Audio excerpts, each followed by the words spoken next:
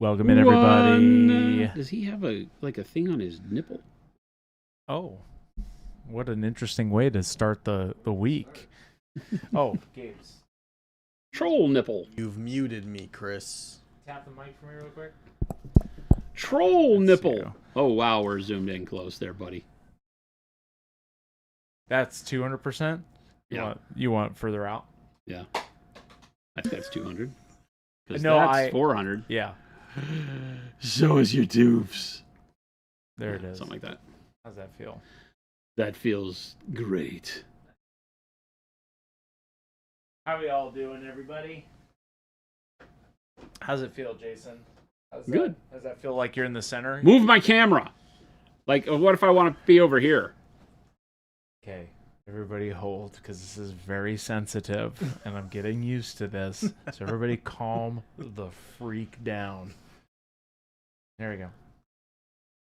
Okay. Wrong way. Okay. Hold. Other way. We're adjusting. Hold. Yep, up, up, up. Wow, that's really bouncy. It is because I'm going fast. I have to adjust the speed. But hey, if you want to go back to neutral, I hit this keystone button here, which goes to here, which is where that X is. I'm working on it, everybody. I've got to get better with the controls. But Who let this guy drive? but hey, now it won't matter. So if I need to readjust, it's just about the flick of the wrist, I guess. Well, I don't know about flick of the wrist. That's going to be too bouncy. I painted a little bit on this guy over the weekend. He looks good. I got some of the bone axes done, and I did more of the work on the hood.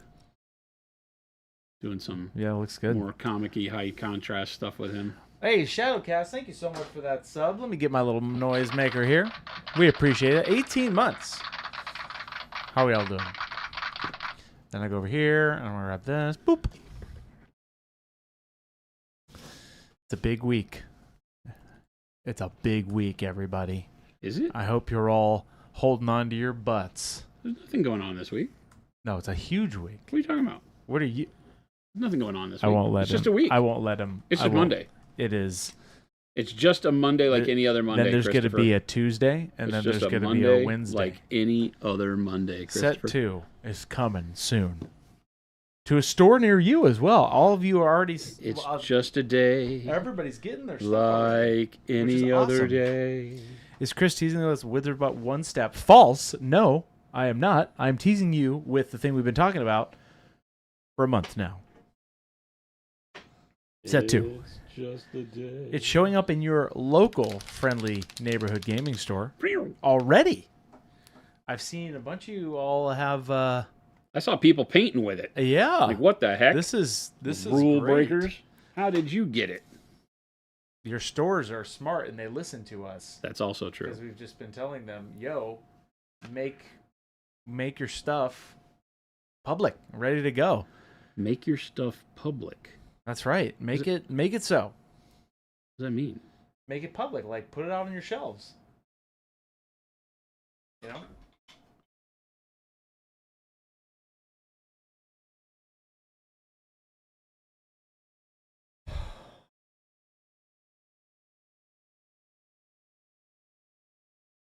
What does that mean, Chris? What do you mean? What does it mean? What does it mean?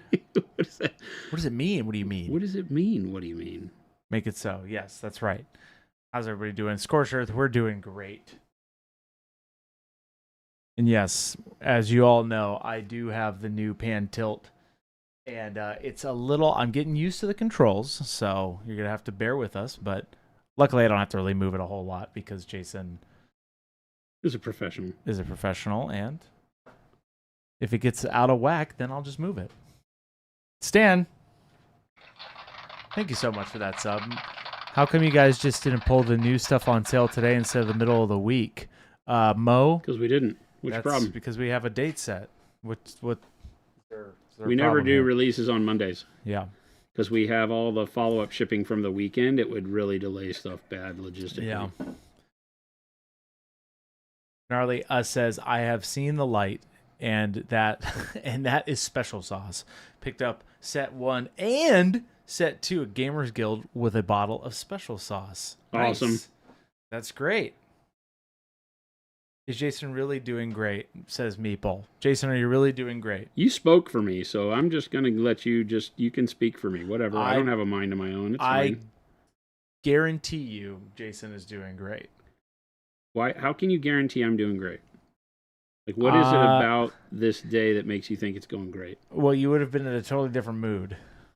And What you were mood in is that, Chris? a bad mood. I guess. I don't know. You would have been in a different alternative state. And you Christopher, weren't. I am never in a bad mood. I am never in a bad mood. Does the heat where you all hurt the paint when shipped, says Scorched Earth? No. And neither in the cold, and we all found that out.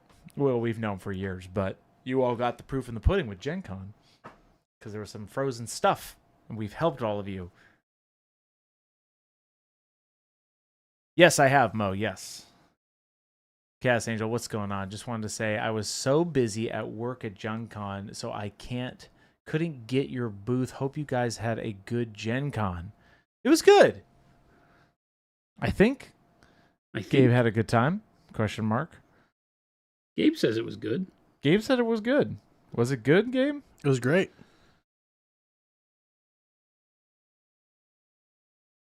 Gilborn says AMG released their new MCP rules update today. I have mixed feelings. Uh-oh. What happened? Did they change fundamental, like core rules stuff? I haven't seen. There it is. I haven't seen. It's a little jiggly when I Dude, we gotta fix that. Yeah, it ain't happening today. But I will. We have many things that we'll need to fix with this. But I tried. Snowblinky, what's going on? Twisty Farmer, my local gaming store, got the new One Step last week. Excited Awesome. to use them on something this week. Okay, cool. So yeah, there you go. Awesome. Core rules are the same, but all like 25 characters got updates. Okay. Some Big nerfs? Significant changes. Okay. Like anything consistent, like they decided to change like the way energy is stored or anything like that, or it's all pretty much just balancing stuff. 25 characters sounds like they changed some core rules in the way things work. That's a lot of characters. That's a lot of characters to just get updates unless they change like some fundamentals, it seems. But I don't know. Yeah. It's their game, not my circus, not my monkeys. I trust them to make good decisions. Oh, you said all except 25 changed. Gotcha. That's a lot. This mini is from Warmachine. It's a troll! It's a troll. It's a But yes, we're doing good. Thanks for asking. clanger. It's a clanger.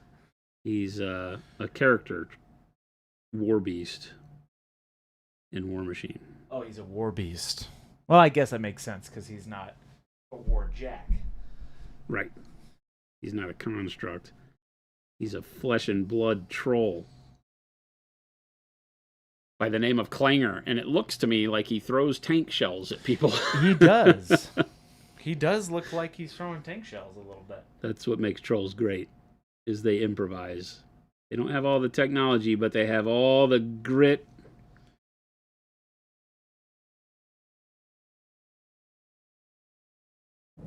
I'm starting to understand your dislikes if you 3D print wargaming models to Shadowcast.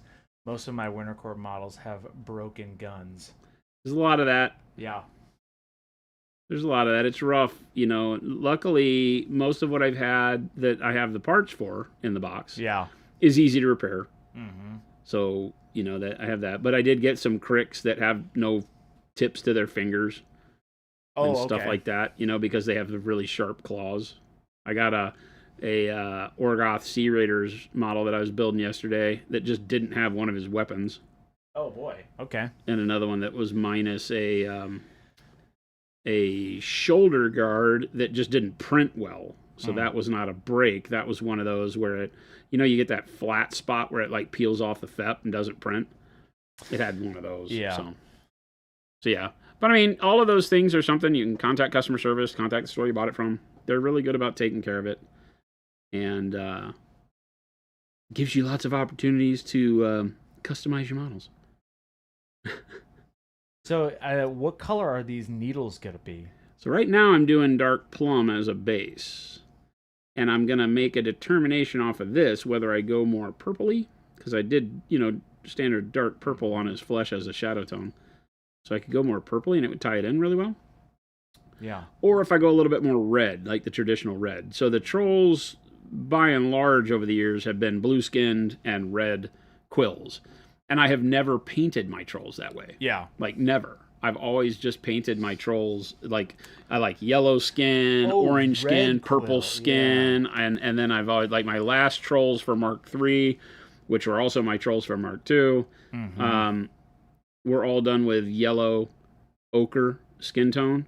Okay. And with an orange kind of shadow base, and then jade quills. And so I figured, for once in my life, since I've been painting trolls since they came out, I think they call it Mark 1.5, when Hordes came out. And I have been painting trolls that entire time, and I've never painted trolls blue with red quills. So that's kind of what I'm doing. Is that what the box, you said that's what the box looks like? Yeah, the box is blue with red quills on most of them. Some of them have, like, different color for, like, character beasts, and different types of beasts will have different colors on them. Yeah. But for the most part, the bulk of the trolls are blue skin and red-ish quills. There's some gargantuan. Are there still gargantuan, says Mo? Do you have to print them? They come printed. You don't get to print the main stuff. You get sold 3D printed models. The only ones that are printable off STLs are the limited edition, like, extreme sculpts, which are the special sculpts of other characters you can buy in their regular form. And then the stuff that was older from Mark III that they're not planning on repackaging for sale in retail packaging. So, like, Grimkin you can print, and you can print the house, which is their gargantuan. You can print the Crucible Guard gargantuan. I don't know what other gargantuans are out for print yet, but they're bringing more of the old armies out. Yeah. Can you print the pig one? You can print the meat thrasher. That's a Warmachine. The battle engine. Yeah, but there's no. And then can you print the gator? No gators. I don't think they've brought that back no. yet.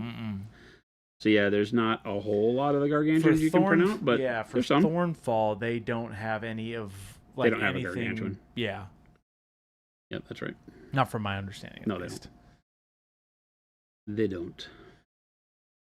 They have a bunch of gargantuans now, lots of big trolls. Yeah. Okay. Yeah, there's gargantuans for a lot of the other factions, though. Most of them have them. Signar doesn't have a Gravediggers one, but they have a Storm Legion one.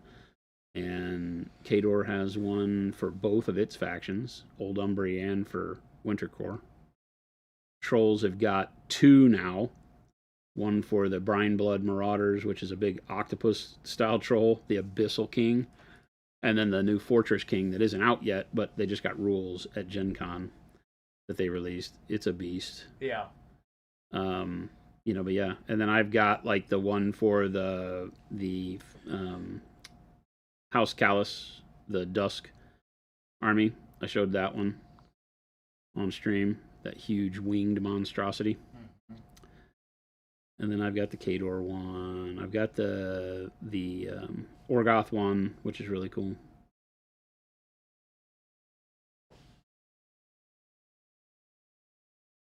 Yeah, there's still a lot of gargantuans and big models to play with. I played Crucible Guard on Friday. Lost my butt. Oh, you did? Yeah, I got assassinated in, like, turn 4, I think. Turn 3 or 4. How many turns are there? 7. It rarely goes to 7, though. 7? That's a lot of rounds. Yeah. But you're right. It will doesn't. rarely go to 7, though. Yeah, because you could take them out, technically, and... I got assassinated, and typically through attrition, you're going to win on scenario before 7 rounds ever shows up. Yeah. I would think. I'm sure there's somebody out there that's played 7 rounds, but I can't imagine. I've never seen a full timed length game played to 7 rounds. Usually you run out of clock. When you look at the ways to win Warmachine, you get win on scenario, win on assassination, and win on clock. Your opponent just runs out of time. Right. And then you win. And I don't see too many people getting to 7 rounds and still be on the clock.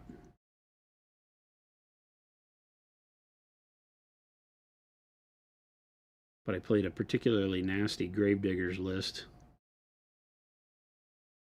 Those were Gravediggers? That I was playing against, yeah. Okay, gotcha. Will's Gravediggers. Yeah, okay. He's playing the new Gravediggers Super Heavy Bandit. Avian says, tell Jason I blame him for getting the Kador Core expansion set. Aha! I mean, with that, you could probably say that with many of the models that you've bought over time. The Forbidden Coffee, what's going on? Yeah, so I got assassinated. It was sad. Put up a good fight, though. He put me in a spot that I don't like being in, which is a turn that I do nothing. I like to be more aggressive, and I was unable to be aggressive. I knew I was going to throw the game if I did what I wanted to do, so I held back and I jammed with some units and let him kill those units and see if he could work it out. The problem was I was playing against 2 people. It was a training game, and Chris, one of the better players in our meta, was training Will how to play with this army against me, and so it was very lopsided because every time I would have a plan, Chris would out my plan to Will. He'd be like, all right, you got to think about this because what he's probably thinking is this. Right. And I'm like, shush, don't give away all my secrets.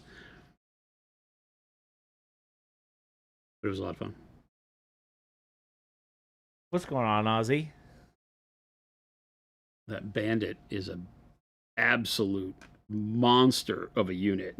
Holy.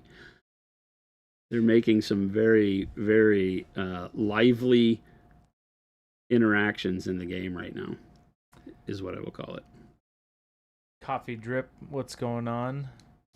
Stan says, I'm eyeing up the Fish Guys starter box from Element Games. The Fish Guys.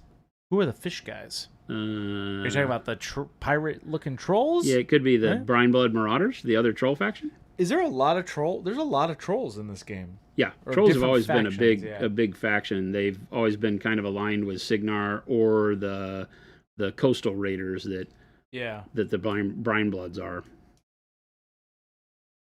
They're more piratey. But yeah, they have now in the trolls, they've got like a shark one and all these, that come from the pirate ship feel.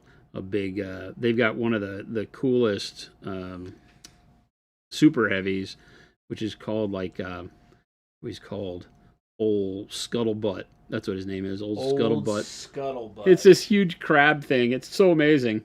It's such a great model. Scuttlebutt. Yeah, I want to just paint Old Scuttlebutt. I don't like the Brine Blood just because I'm not a big fan of pirates. Is he still? It's still out though, right? Like you can purchase it, or you have to. They're new. Yeah. Oh. Yeah, they're new. The Brine Blood Marauders are new.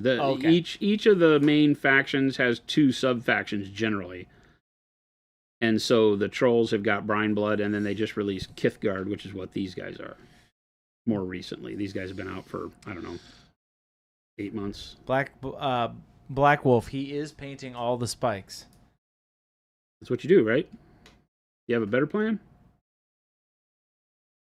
Somebody out there asking if I'm going to actually paint them all? I think you're going to paint them all. Do you have a better plan? I think you have to paint them all. I mean, there's not really that many when you start putting it into perspective, right? See, Jason's all mindset. I don't know. Like, I don't know what you're smoking. You're already halfway done. No, I'm not. Jason, I literally have part of the forearm done. Just tell yourself that, and it'll help you. So that's not how it works, Chris. It does for me. It's like, you know what? This is not too bad. Just one spike at a time. Well, I mean, I'm definitely saying that internally. Maybe you should say it with a tune. Doot doot doot doot doot. Well, spike one at a little time. spike at a time is all that it takes to get this done. Now you get it. And if I don't listen to Chris, then it might just be some fun. There you go. Now you understand. But if I let the voices up inside my head take hold, The then I can voices. guarantee Those are that these different. spikes will get old. Those are different. What? Those voices inside your head. Oh. Technically, they are me, but not to any other extent. Oh. Lapton I just says, did a ditty. would you good people have some tips and tricks to how to get a kind of non-metallic metal brushed steel finish by any chance? I'm trying to get better at textures and have a piece with a lot of different metal parts. Figured that could be a nice way to tell them apart and make the mini more relatable or readable. Yeah, definitely. What are your well, tips? you're on it, right? Because it's all about texture, and also the fact that the texture that a brushed piece of aluminum or steel has keeps it from being as shiny. So you've also determined how you're going to do your values on it, because you're not going to have that as big of a jump in value from dark to light. You might still go to the same brightness to get the impact you want, but you're not going to jump to it from such a low value color when doing, brushed metal. You're going to go through more of a transition from your darkness to your midtone to then your highlight, if that makes sense.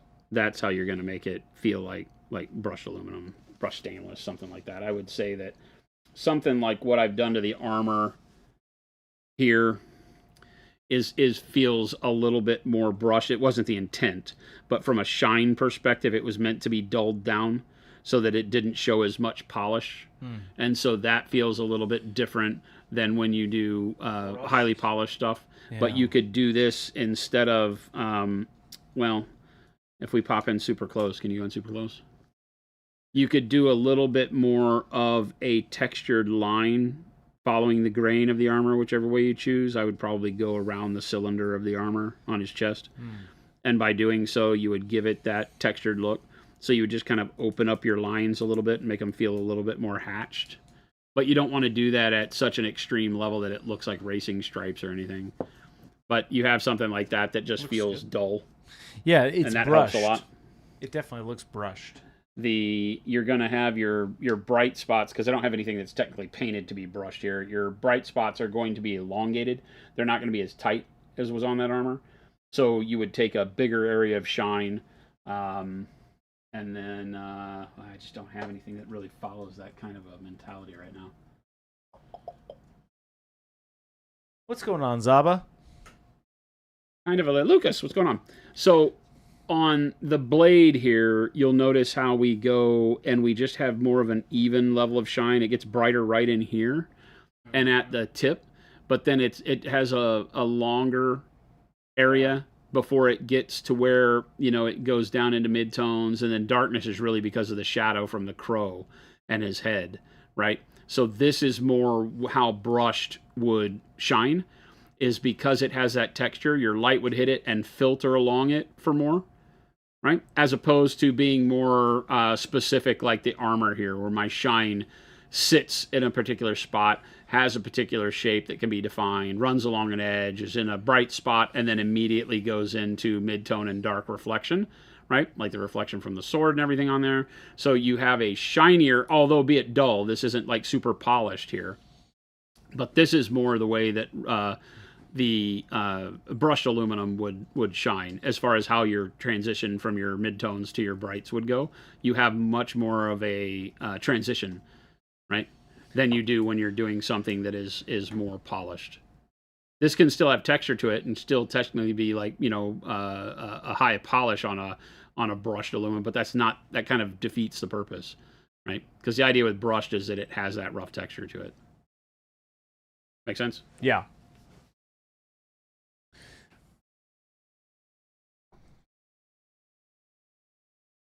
Wait till you play against fan of Niro. Well, we have. That's Nero, what Jordan Niro. picked. Oh, they are the new boogeyman. They says are. One Mason. Jordan picked the boogeyman, and he came to grips with it this weekend because he played against Ryan and realized, he goes, I need to get another army or nobody's going to play with me. because it's pretty oppressive. And for a bunch of our guys that are learning to play Warmachine for the first time, it's not a fun experience. I would question, and I mean this in all the best sense, because I'm a big fan of Warmachine, so I'm not trying to harp on anybody. But I would question the developers on why you would make an army that could get people to never want to play the game again if they're new and starting out, because it is that oppressive. It's a, hey, you can't play with your toys type army list. And, you know, a lot of people would say, well, just don't have somebody that plays Fane of Nairo, you know, at your new player night. And I'm like, well, that's not fair either, right? They bought the army. They should be able to play it.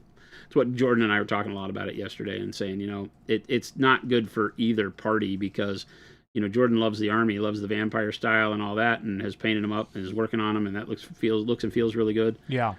But it makes nobody want to play with him. You know, it just has that feeling. Dark Mockery, thank you so much. Eric, like I was saying, Wizards butts don't have like exact colors, but is there a formula for the yellow-based Wizards butt? The OG? Like the original yellow? Which one are you talking about? Because there are two semi-yellows, but like I said, we don't really have the exact formulas for Wizard's Butt, if that makes sense. I mean, I do, but they aren't ones where I can just tell you what colors to mix That's together. what I'm saying. Because they're more specific than that, so they're not just mixed in a way where I can say, take yellow ochre and put it with this, and you got it. The original one. The original yellow. That's Ruben did that one. Rogue Prince, That one, take it easy. Well, we love it. That was a true hodgepodge of bottles of bottles just mixed together.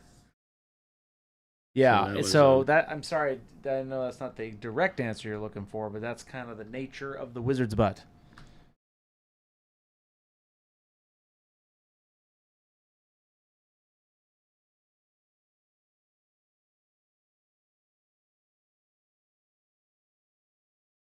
Watt says, so they're like playing against blue or blue-black denial in Magic? 100%, yes. They're like playing mono blue. Oh, mono blue. In a lot of cases. They have a caster that's coming out, or is out now, that is like playing mono blue. They just have a lot of new things to them, which upsets the meta because everybody has to get used to it. So now a lot of people are spending time thinking about one faction. Sure. And I don't like that much. But, you know, they said they overtune the casters on purpose and whatever. They have a design in mind, and I'm hoping that they, you know, get it all worked out the way they want it to from a development standpoint. They're obviously happy. They released it. I'm hoping it's not that, hey, let's make it OP so people buy it. I am unfortunately not attracted to the vampire style as much on those guys. They have some neat models. I did not yet. A caster that's riding on a big dragon bat type thing that's really bitching. It's fun, but yeah. I don't know. I was talking, and Chris, not this Chris, but Chris Z, who is one of our big players here. You know, he's always trying to find the silver lining. And he's like, oh yeah, they're very beatable. Yeah. Here's what you do to beat them. He goes, because remember, a lot of people playing them don't know what they're doing. And I'm like, well, but that's not who we're talking about. You know, Jordan does know how to play the game. Jordan painted for Privateer Press in the Privateer Press studio. He knows about Warmachine. And while none of us are grade A, you know, like world team championship players, I don't think, you know, we have fun and we know what the rules are. And we know how to pilot a list. But my big concern is that a list like that is just tough to deal with for newer players. Yeah. While you're trying to learn your list, to have a list that sits across the table from you and goes, oh yeah, you know those things you're trying to learn? Yeah, you don't get to do those. I have this rule here that says I win. Because it's just made for people who are more in tune to all of the options on scenario and things like that. So it's a tougher one to bring to casual game night. What's going on, Dallas? Hope you're doing well, man. Eric says, what do you think is the hardest color to paint with and match? Ooh. The hardest color to paint with and match? Yeah, interesting question. I don't know that I... Eric, you might have to understand. I mean, I get one. the question, like, what's the hardest color to paint with? I think that for most people, it would be either white or black when you're trying to actually have a thing look like it's white or black. because they are the highest and lowest value, so they don't give you a lot of opportunity for highlighting and shading them in a way that makes sense. Like you can't shade black, so it means you have to go brighter than black for what you're painting so that you can use black to shade it back down, and that throws a lot of people for a loop. Same with white. You can't highlight white, so you got to paint not white and use white as a highlight, but still have it read as white. So we do a lot of teaching on those. So I think those are the ones. The hardest to match, I don't understand that question. Yeah, you might want to clarify that unless he answered it kind of in that way. And if you're talking about wizards, but in particular, that's a different story. Paint with and match plaid, obviously. I don't know about that one. Every paint is plaid if you try hard enough. Now, Andrew Sheldon says yellow question mark? I've never in my life found yellow hard, but I get it. For a lot of people it is because they try to paint yellow over a dark surface, not what yellow is for. You don't paint bright greens, yellows, oranges. You don't paint really bright colors over dark surfaces and hope for the best. Because in order to make those colors very opaque so that they would be bright and vibrant, they're no longer going to be the bright, vibrant color you want, because the opacifiers like white or black that you would use in the color are going to make it more of a sherbet. So in order to get like a real punchy yellow, you need to build up to it, right? Put it over white all day long. Yeah. So you could paint, titanium white as your base coat and paint yellow all day long and get really bright, vibrant colors. So if you're planning on doing something that's like super bright Imperial Fists, doing that zenithal prime on it to where you really go heavy with your whites and just leave the blacks and the shadows with a little bit of gray extending out of it, then you get really great yellow every time. But yellow's not hard, and you don't have to paint pink first. You can paint yellow. You just have to think about it. Bright colors need to go over bright colors. Or you tone them down and shade them quite a bit by putting them over dark colors. This going back to here's the question, Jason. Is there a secondary or tertiary color that is hard to combine? Secondary, tertiary color. That's hard to combine? Like, no. I mean, that's the whole point with secondaries and tertiaries when you're looking at the color wheel, is that they all mix very well with the colors they're intended to go with. If we talk about just painting with like CMYK, then, you can blend to any of those colors on the wheel. And then when you're looking at it and want to get to, a tertiary combo or a complementary combo or whatever you're doing, I guess I'm still maybe not understanding. Yeah. There's not really... It can be hard to understand what colors go with what other colors. Maybe that's what you're talking about, Eric?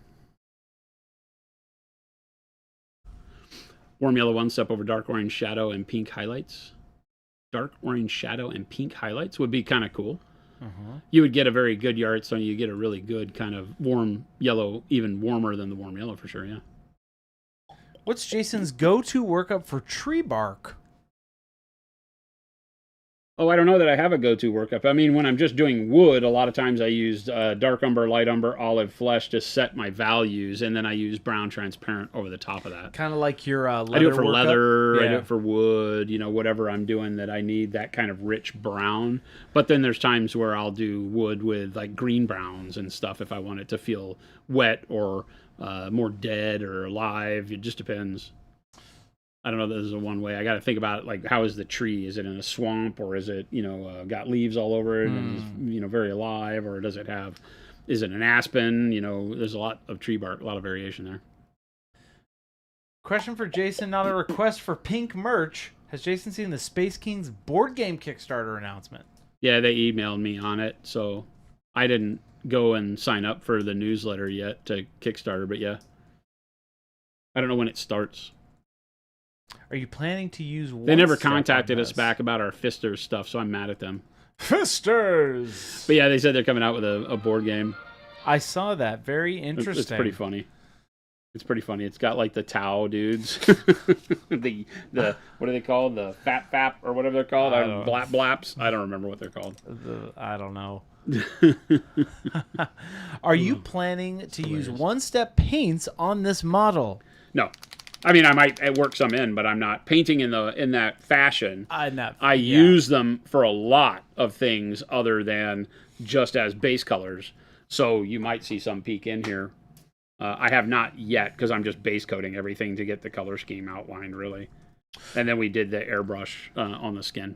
Sasby Zombie says, what colors would you use if you have a miniature with all over dark outfit Spider-Man Noir? Well, I mean, there's an opportunity there to just paint in black and white and really follow the shtick. Yeah. Right? So you could do black, gray, white and really test your metal. But other than that, I think, very desaturated browns and grays are going to be where you want to be. Something that makes it feel very monochromatic in order to pull that off. Because I think he even shows up as black and white in color stuff, doesn't he? I believe so. Across the Spider-Verse thing. I feel like he even was black and white even when he was around the people that were colored. August 29th for Space Kings board game? Oh, wow. When it comes out? The Kickstarter. Oh, okay. I would assume. So I think, you're going to wind up wanting to paint with very muted, dark tones for all of that stuff. No matter what. And if you want to do black and white, that's on the table. It'd be a good option. But I think that, browns and grays and greens could also lend some color to it if you weren't really specifically trying to do the black and white TV kind of feel.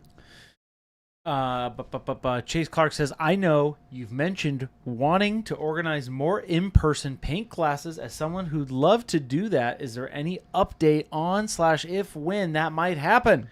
Yeah, the Experience Center is underway here, meaning that we have done the demolition work. I showed it on my phone video a week or so ago on chat, or in here on stream. So we are well underway on that. We blew out all the walls in the building that we're standing in, other than the walls right here for the studio, really, and the ones in the office next door. But we're moving and shaking on it. It is coming to life. It's in the process. That's for sure. Yeah, it'll be a process because it's got a contractor and building and all sorts of stuff in it. So we got to wait on all the contractors to have time, and you play that game of, like I said today. You don't want the contractor that's not busy. Yeah. Can we put the Kickstarter on my birthday instead, Super Duper? Is that happening on the 29th, Super Duper John? Is it your birthday?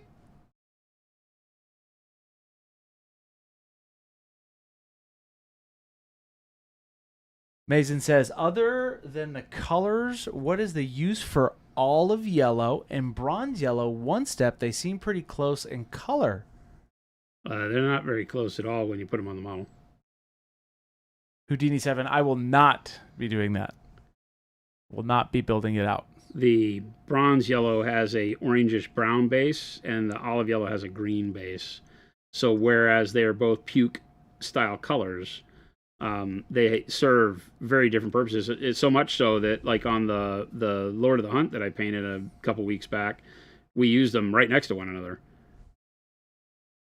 One of them was used for the skulls that were on the model, and the other one was used for the antlers that were on the model, and they look drastically different when you get them done.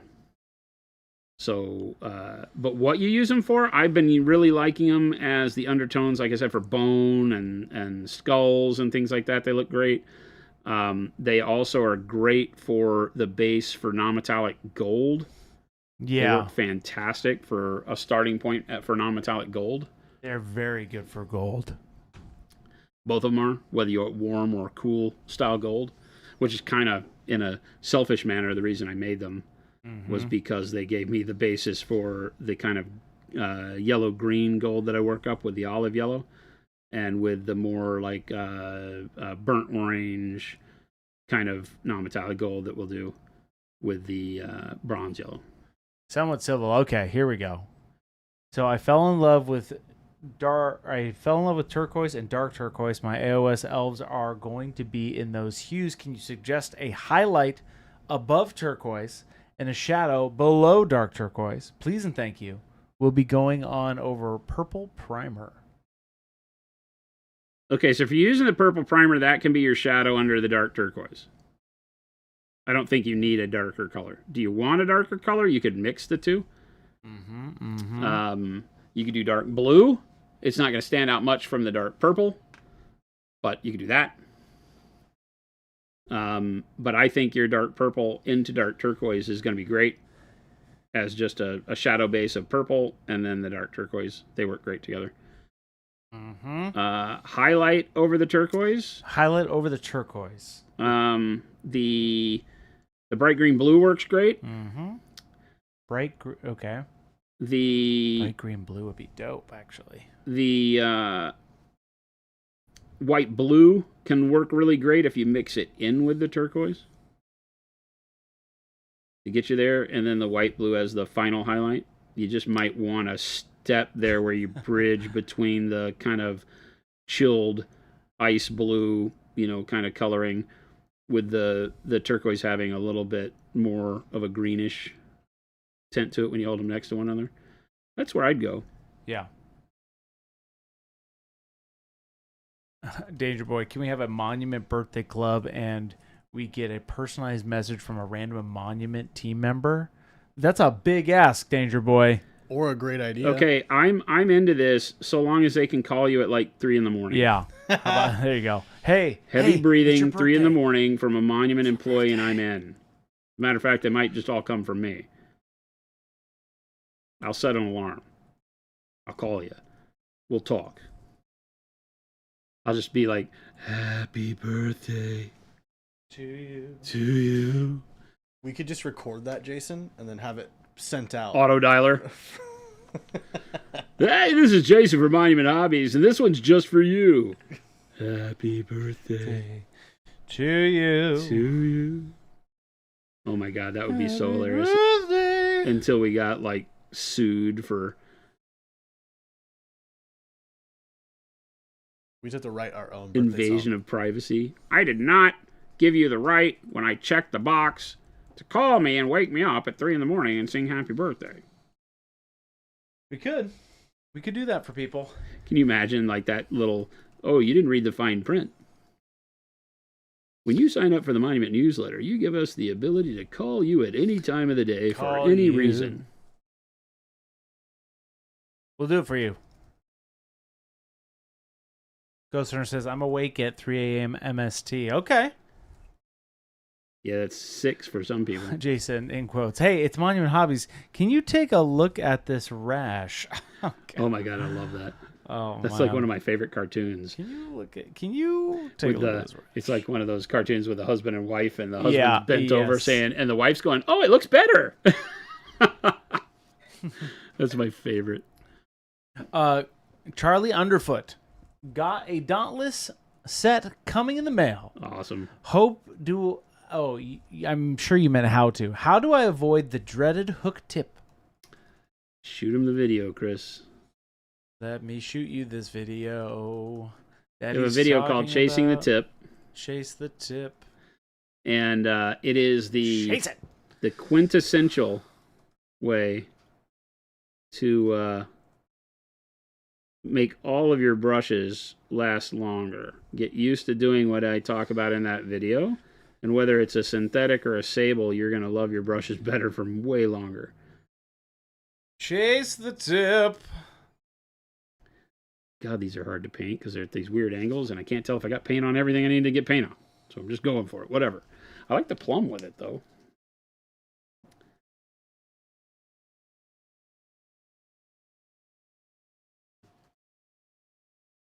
Chase the tip. There it is right there. Hit that link. It'll take you right to it. Did we darken the image up again, or is... It might be. I might have adjusted the aperture a little bit, but I could lighten it up. Yeah, can you? Yeah, I can. Yep. Does this look dark to you guys on stream? It's a touch dark. That's more than a touch. No, it's not bad. Oh, it's bad. How's that? Oh, yeah, now we're talking. Holy cow, that's a big difference. Yeah, you have... that feel good? Uh-huh, yeah. Sorry about that, guys. I kept looking up going, why can't I see what I'm doing?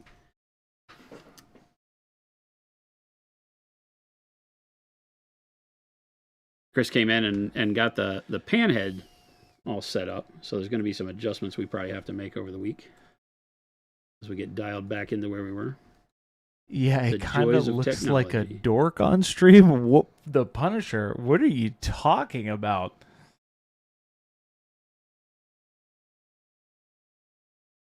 Frigid says, had a blast being with their. Okay, it was a blast being there all day with Jason and night gaming with Chris. It was amazing. Good afternoon. Quick question, Monument Hobbies. I know Jason got a compressor for his house for airbrushing. What compressor is the one with a tank or without a tank? With. Always with. There is no place where I would ever buy a compressor without a tank. Unless it was like some crazy technology yet to be invented that winds up changing my mind. But always try to get a tank if you can.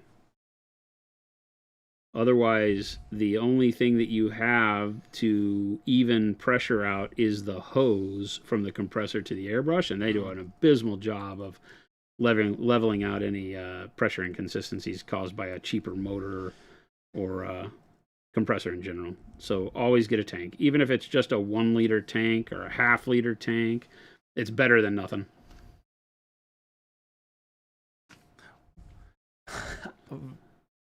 After technically yes, question mark. I'm not going to read that one out loud, but I think you get the gist of it. This is a family show, says the Punisher. Yes, this is technically a family show. What are people doing? Saying silly things, Jason. Frigid said, also, Chris, thank you for all your patience teaching me more Warmachine and for the good time we had together playing at the table because we got the table. That's right. They were sharks. Frigid, I'm so sorry. I did not really know how to play, so I was not expecting to teach you. So you kind of got Warmachine in a very interesting version. So yeah, you guys. Thank you for bearing with me because I did not think I was going to be teaching you. So we made it through though. We figured it out. There's a lot of rules reading. But I'm glad, hey, you know what? All you have to do is just put the models on the table. I'll sit with you guys this Friday. Speaking of big schlongs, welcome in, Chris. Whoa! What? Little Billy. Excuse me? You silly man.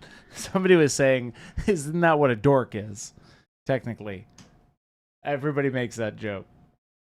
Not everybody. The dork comment. I don't understand what you're saying. Like, You've literally never heard nobody that? makes I've that. never heard that. I'm so surprised by this. That you have not heard about this. No. That's what it is called. We just read that out loud, huh? Yeah, that's right, Philip. I guess so. Question mark. 1 second. I got it. You haven't heard that? Never. We'll have to talk offline on that one. I That one don't know is if we need to. wild. Yeah, I don't think we need to. Little Billy, this is this. Oh my God. Here's my relevance meter. Has Philip heard of this before? Oh, Philip has definitely heard of this. Maybe. Philip has 100% heard of this. If he hasn't, then we know you're crazy. What? Philip might have put this in the dictionary. I won't repeat it. Unfortunately, Philip, you'll have to rewind. Because I didn't say the first part out loud. Anyway, hey, you know what? Little Billy is an HR risk confirmed, says Ghost Hunter. You're just now figuring? Yes, Philip, that's what we're talking about. My goodness. Are you just now figuring this out, Ghost Hunter? Of course Little Billy's a liability.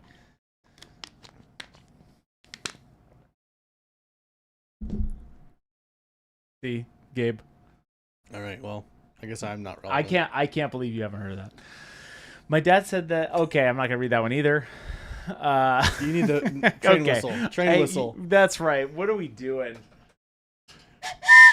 Welcome back. This is a very serious painting Not really show. sure where we got what off track. you think changed over the weekend. I don't know either, But man. that's not what we do here. It's you crazy mixed up people. See, Warhammer, what's going on? Welcome in.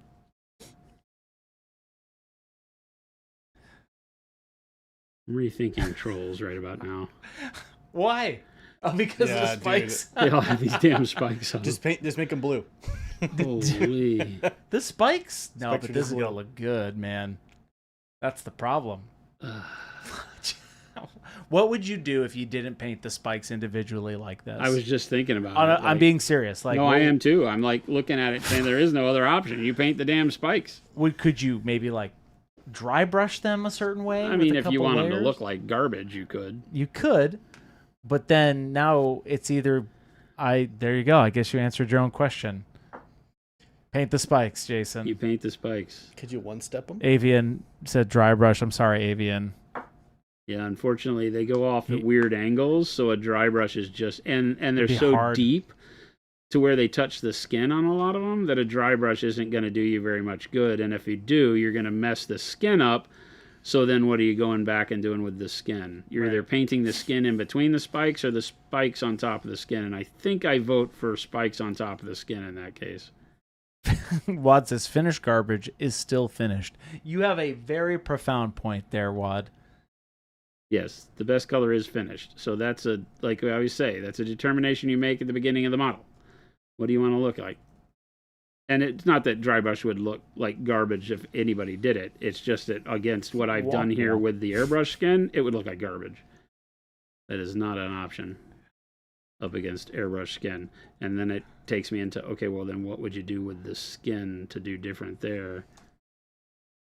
But I don't think there's a good way to do it. That's Dallas. Is Dallas still here? Dallas painted a lot of trolls. Dallas, did you paint the spikes?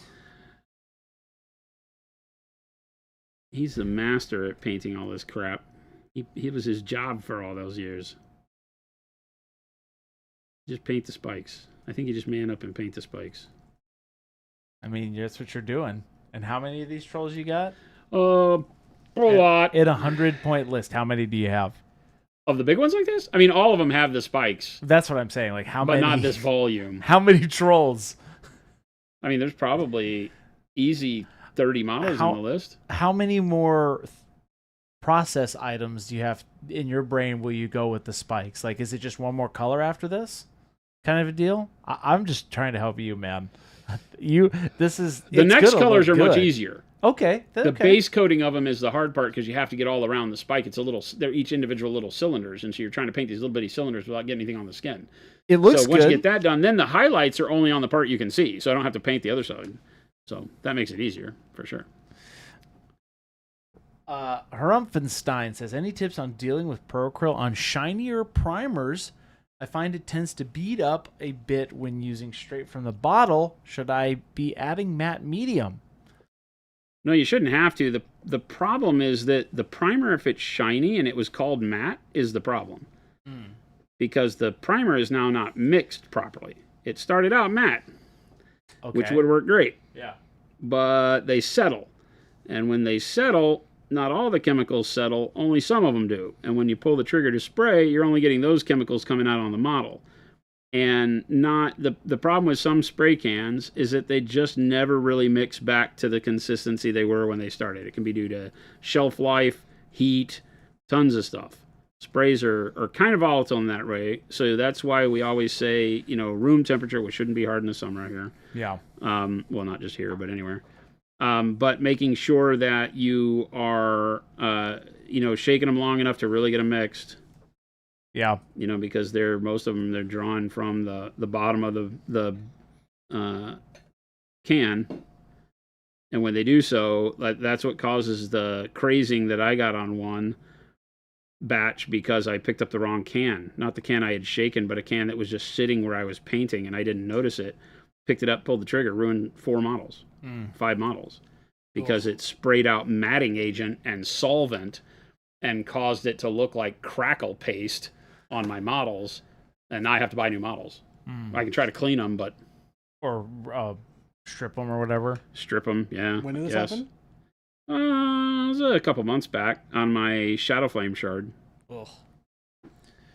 Because I took a can out there and shook it up well and sprayed some models and then set them down to spray the other side. And when I set them down to spray the other side, I didn't realize there was another can of black spray paint where I was spraying. And I picked up the wrong one. And just started spraying because the can was shaking up. Well, that one wasn't. And luckily, I noticed it after one pass. And so I only got like 4 or 5 models. But that's all it took. And it was like, well, those are not going to turn out well. You can tell immediately. that it was just spraying solvent. And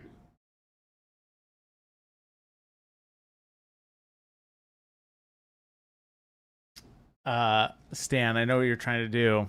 There was no good stripper name within there. Speaking of strippers, Chris, question mark? See, no, it comes after a silly name, Stan. Let me go back up to here.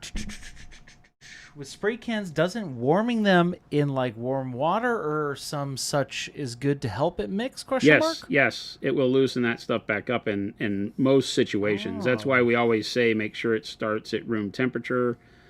Like I said, during the summer, you shouldn't have any problem, right? They're warm, but they can't also be overly warm. You need them really in that 70-degree Fahrenheit 22C kind of range, 20C range, to have them perform the best.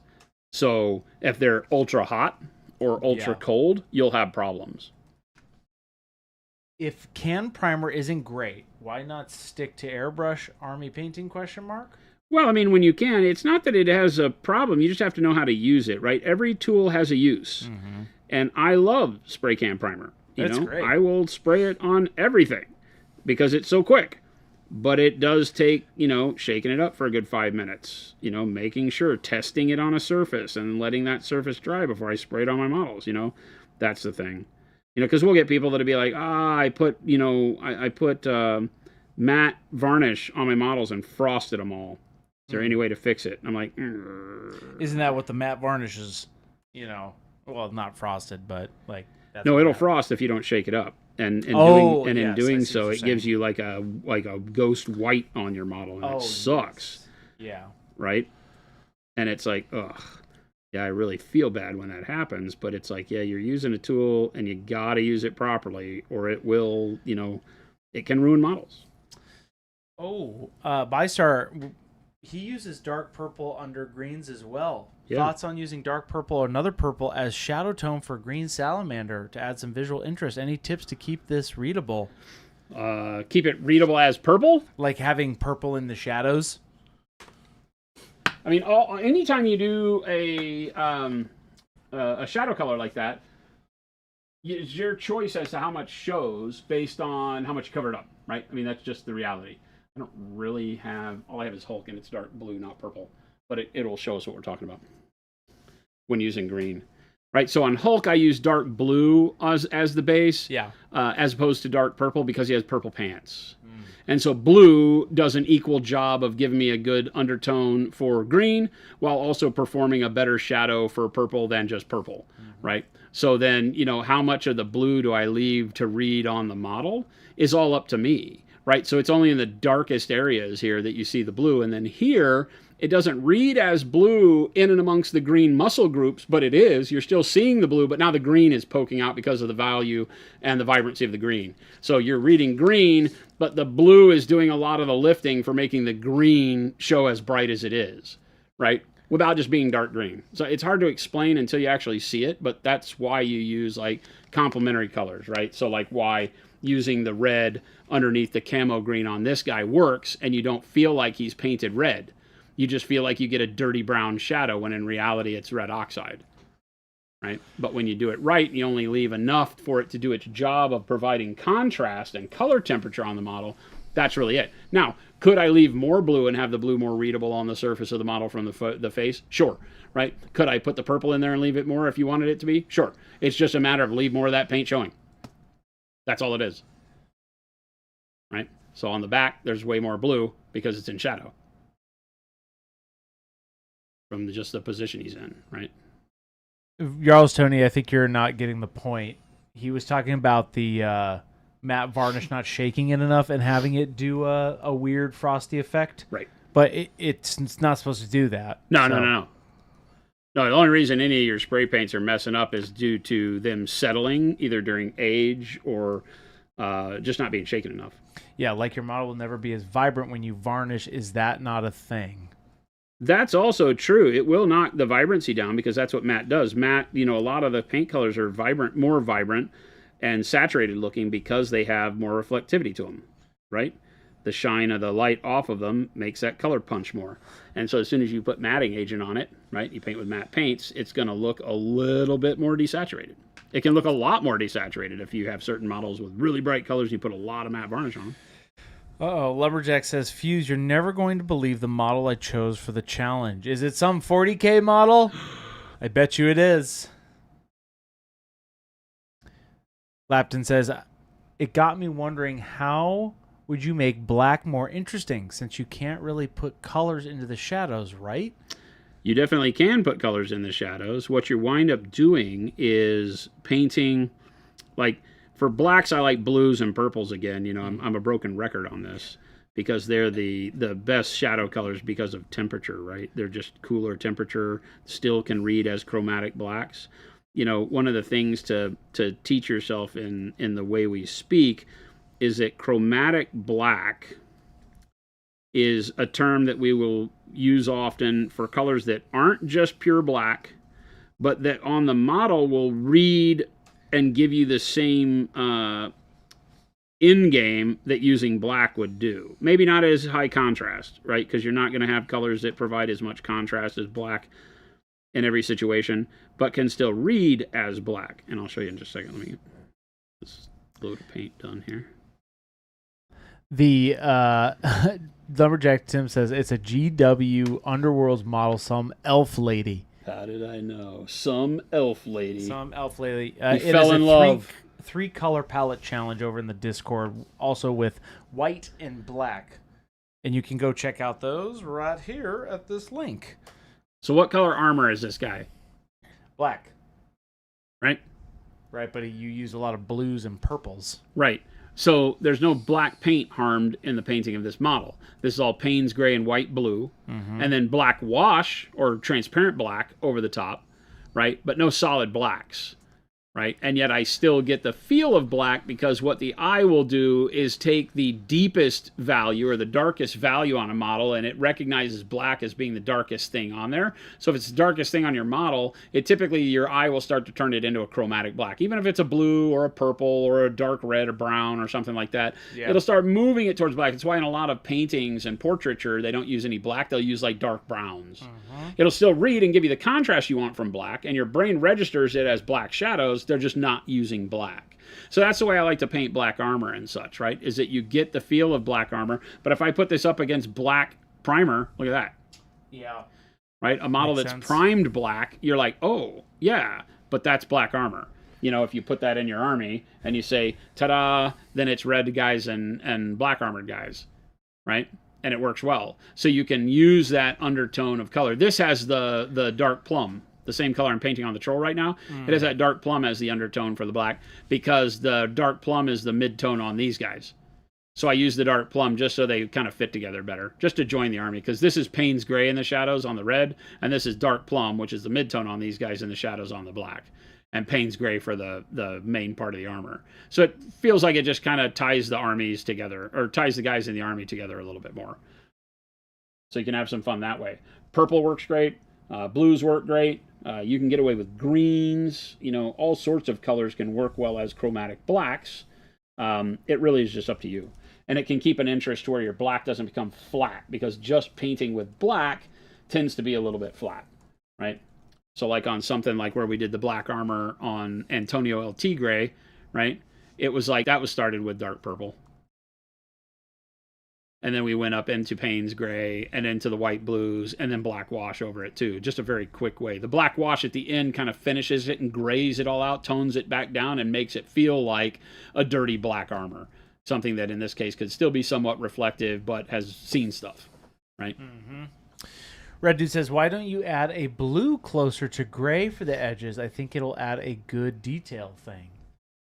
I mean, that's the heavy metal way to do it. I'm not a big fan of that. I mean, there's a lot of, like on my guy here, right? If we pop in close, that's kind of what we've done. We've got the white blue, and it's just not as much blue showing through, but it still does. You know, the white blue gives me a highlight, makes it look a lot duller.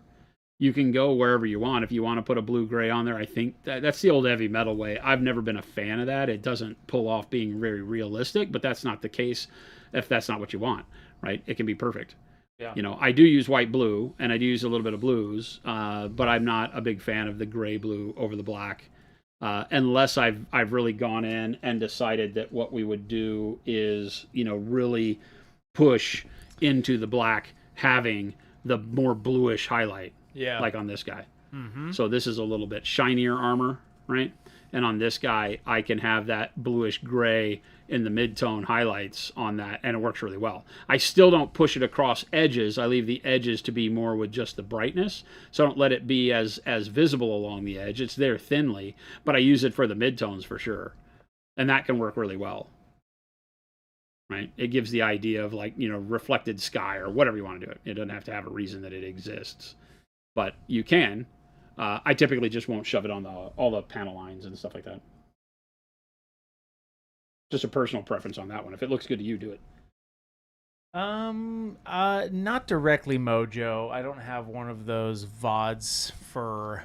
I do. I'll have to look it up for Wish non-metallic metal. AliExpress. Wish.com. Which one? We recently did. Actually, we've been doing a lot lately. Yeah, let me double check the log. I won't link it, but I can tell you a date. What was one of the more recent ones that we painted? Let's see.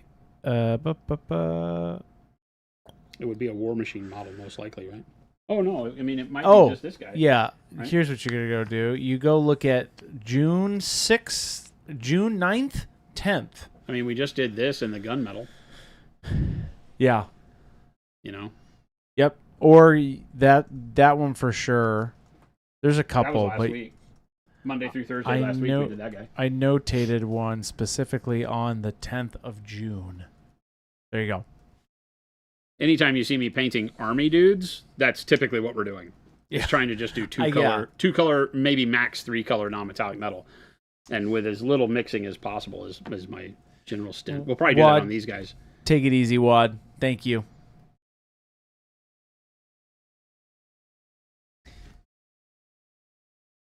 Have a great night, Wad. Recently, I've been without my glasses because they broke. Oh, no. Uh-oh. I can't stress enough how important it is to be able to see what I'm doing. Oh, yeah. That's a tough one. Like that Twilight Zone episode. The last guy, and I wish all the people would die and leave me alone so I could read. And then he's the last man on Earth, and he crushes his glasses. And can't have fun in the library. What a sad soul. I didn't feel bad for that guy at all. Even as a kid, when I saw that, I was like, yeah, screw that guy.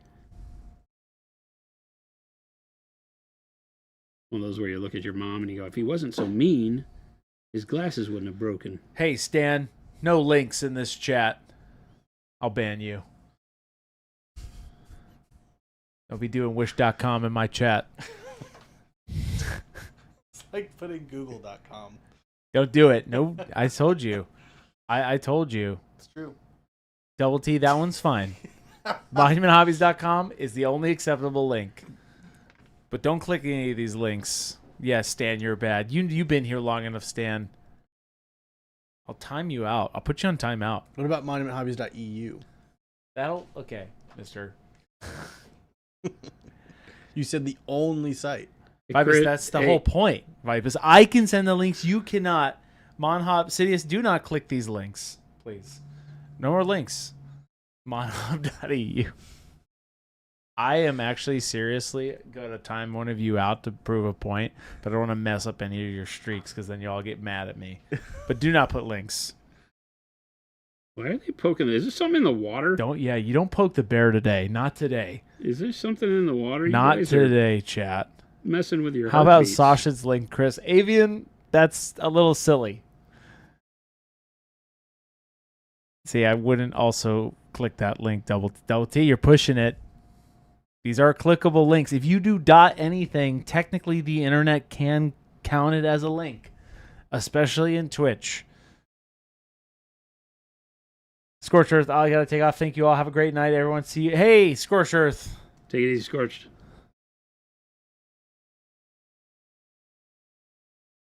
There it is again. There it is again, Stan. I just warned you. I didn't mean to do it again. You just did. Scorched Earth, take it easy. Don't click these links. Don't poke the bear. I'll ban you. Not out of anger. Those are the rules. A Ghost Hunter. I'm so close.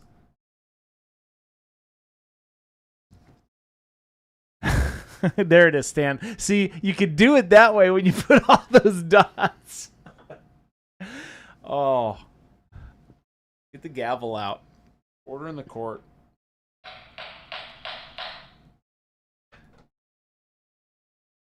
Yeah, I will be. Banned. That's right, little Billy. Always blame Chris.com. See? Panic Bomb, you can do spellout.com.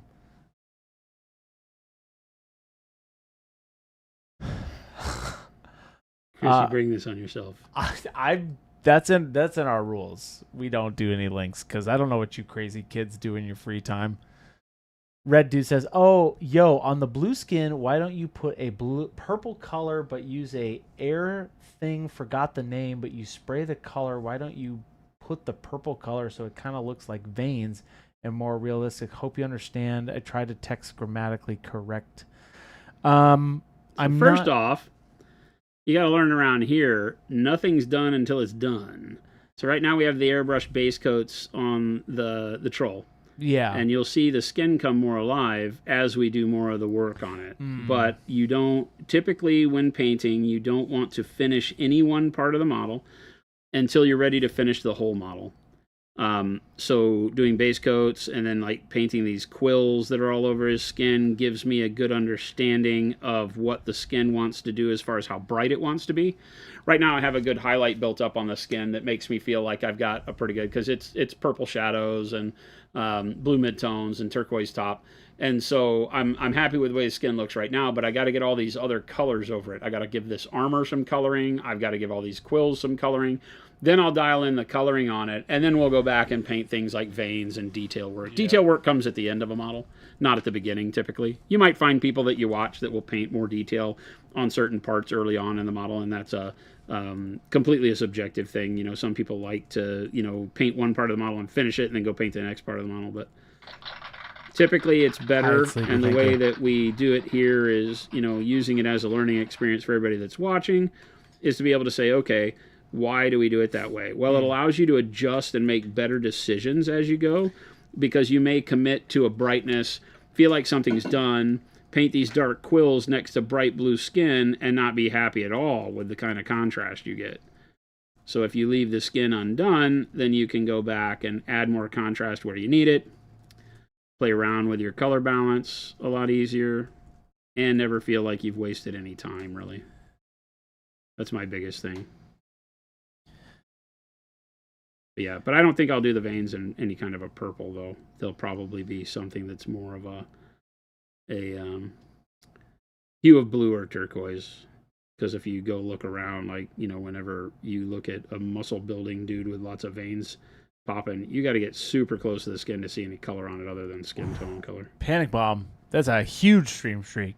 535. Yes, don't put it in jeopardy. I'll ban you. I won't even think about it. Right now, a timeout. 535. That's a lot, dude. I don't think Jason is sponsored by Wish.com. At this point, Gotta hope he not. has to say that. That's all right. God, I hope not. Typically, that type of undercoating is for like final phases where you can draw it after all the layers are good. You can recess them with varnishes, but early on you might wipe it off. Do what? Red Dude says, whenever I draw skin or color skin, I make the details on the skin than the rest, because then I know how to do the shadows. Okay.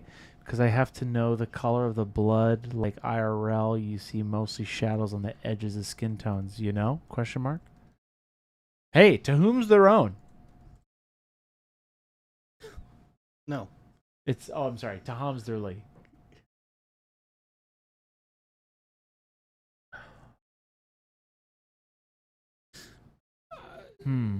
Yes and no. I see where you're attempting to get, but shadows on human skin tone are the product of the environment that they're in, not the color of the blood, not the color of the skin, right? It's the way that a lack of light hitting that color operates. And in some cases, we like to use very cool tones rather than reds for shadows, but you can definitely use reds. You can paint your shadows however you want. You can start by painting all your details, and if that's what helps you understand your shadows, go for it. There's as many ways to paint as there are painters, but there is not a right way to paint.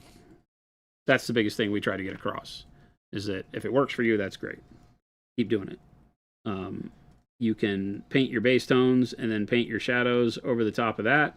I start from shadow and then paint my highlights up off of my shadows, and then we'll go back and color balance if I feel like I need things like, you know, purple shadows, or if I feel like I want some more blood tone and cheeks and flush areas and things like that, for sure.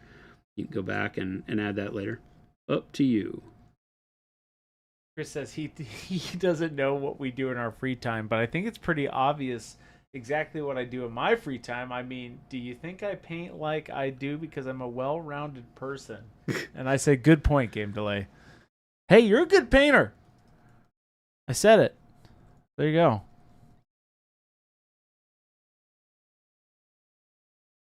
Game Delay, you're way too hard on yourself. Let's go. Boop, boop, boop, boop, boop. Yeah, Double T, I was just looking for a non-metallic gold video leaning towards bronze. We don't have one specifically, but I'm checking my notes. Well, I mean, I was just showing you the bronze on Death Jack not too long back. That's true. Yep. You could go look that up on the Death Jack, the trim. Starting all that trim with like dark golden brown. We do have, you did your Saturnine, but that was more like rubbed bronze. That's like an oiled bronze. Yeah. You know, the darker that we were doing go on look this at guy. the Death Jack. That one's pretty close. That's like the the oiled bronze you would find in a fancy house on the faucets in the kitchen kind of a feel. But Death Jack we had, I think he's over here, right?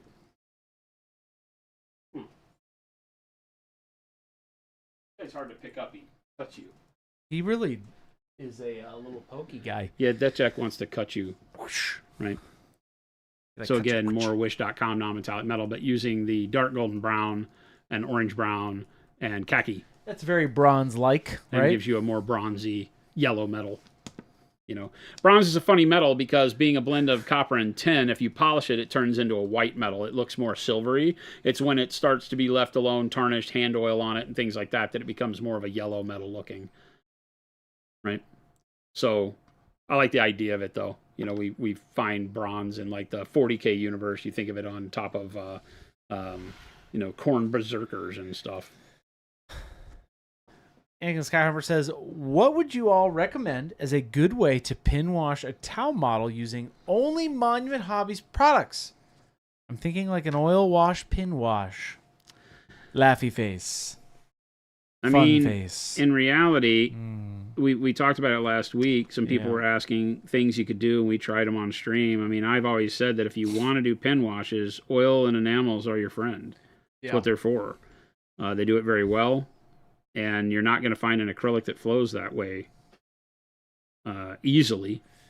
Yeah, it's just with Noosh and One Step. We mixed them together, and that worked better, but it just doesn't have the longevity across a long opening like, you know, an oil will. Because an oil with mineral spirits is just gonna flow like hot knife and butter across the surface, and you can like touch once or twice and do a mile-long panel line. So I think in those cases, using the right tool is probably the right thing. I don't panel line, right? I've never found a liking for it.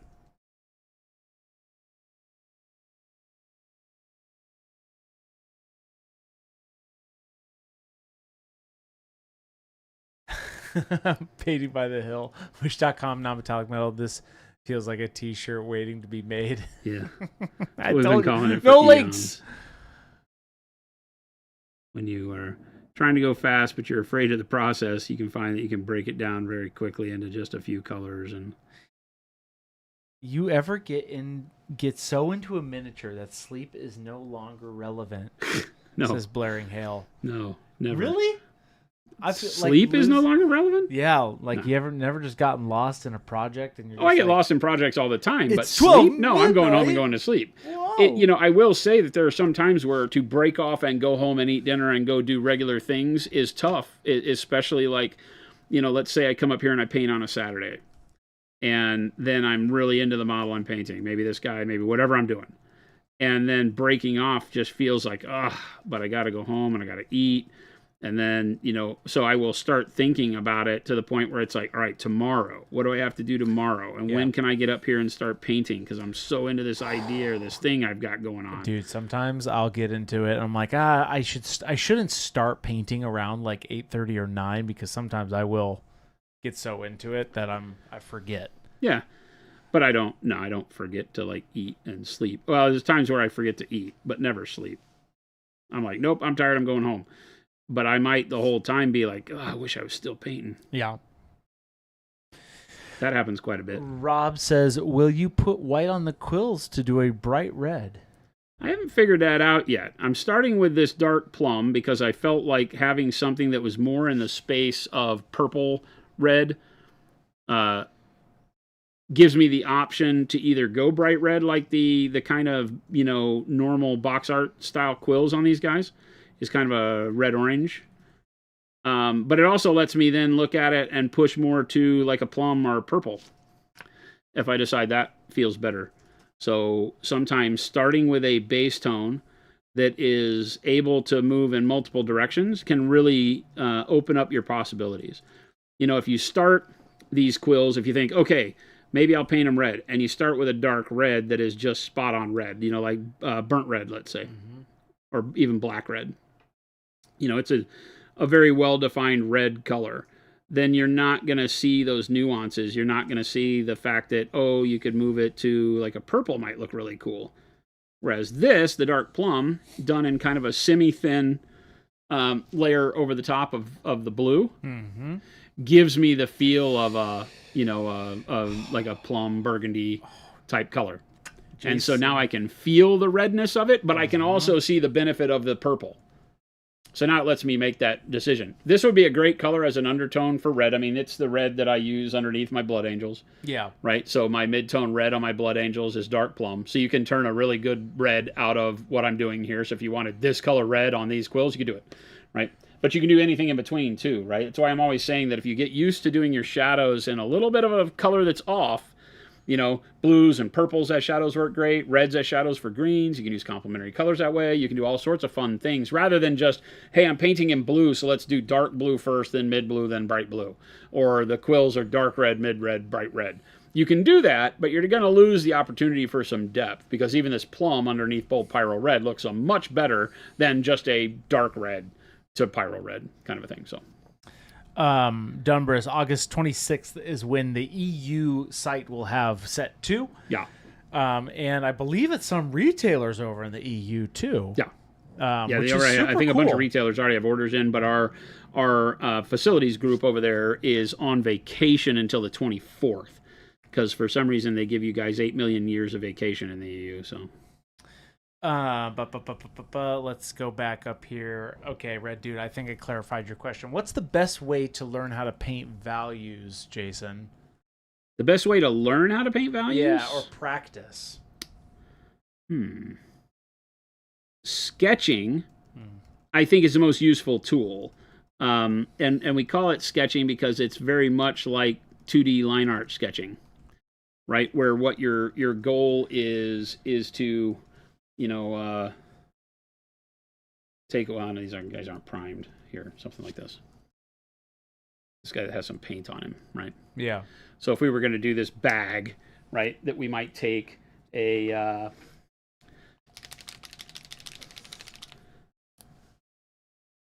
paint out here. I'll take a black brown, and then over the top of a black brown, I'll do maybe a warm brown.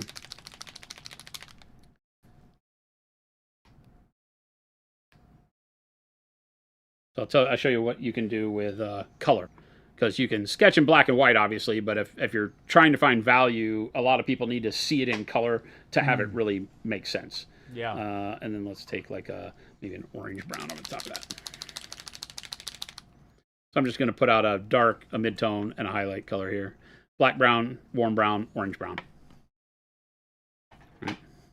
And so if we were to take this guy and sketch our values on, right, we would just kind of go with a, base of black, brown. And I always base the whole thing the dark color. Some people don't like doing that. Some people want to leave things bright, but, I would paint the whole thing in with a dark shadow color.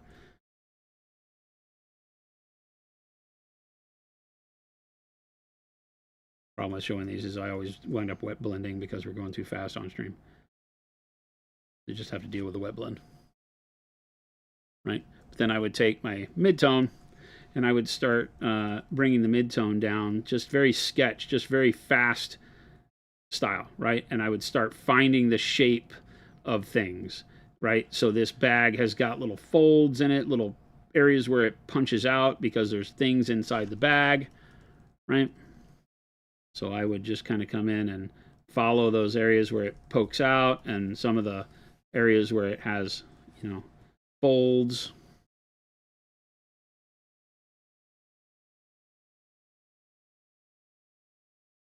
And just start giving it a little dimension, and the mid-tone can go almost all the way to the bottom of the bag here, right? Mm-hmm. Because this is more, the color of the bag is the warm brown, the black brown is just a shadow, right? Yeah. I know we've been talking about using chromatic colors in the shadows, but for sketching, sometimes it works to, just use something that is on hue to some extent, right? So it's wet and shiny, so it's tough to tell. But if we punch in a little closer, you can. Oh yeah. You can already start to tell a little bit of where it's going. Then if we take the orange brown and we start using it, and you're getting more refined each time. If my brush was actually wet, then you get more refined each time, so you're not as loose with your brush strokes, but you then come over the top here and start to grab the high areas.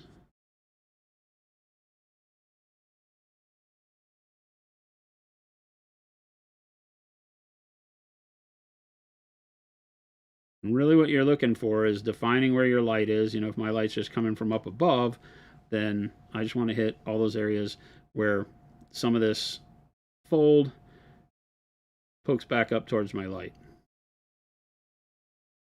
And I'm getting a lot of wet blending here, so I'm not getting as much value. But just don't be afraid to go in and very quickly sketch those folds in there. Right?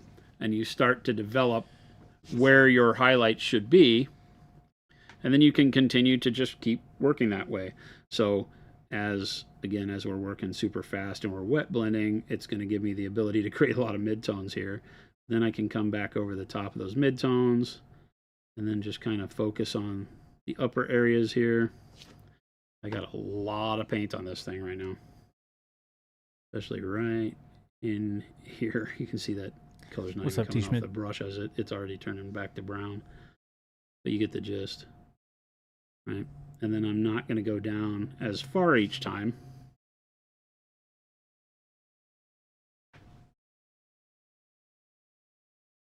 And this can be something that you lead yourself into over a zenithal highlight. I'm always a fan of, as you're learning your value placement on models, to use a zenithal, because it will be one of the biggest tools available to you early on, to have the airbrush or the rattle can show you where all of the brightness and darkness should fall. And then you can just kind of minor bird it. Your sketch follows up over the top of that. But you just slowly build up how you want the bag to show where it pooches out. Mm-hmm. Right?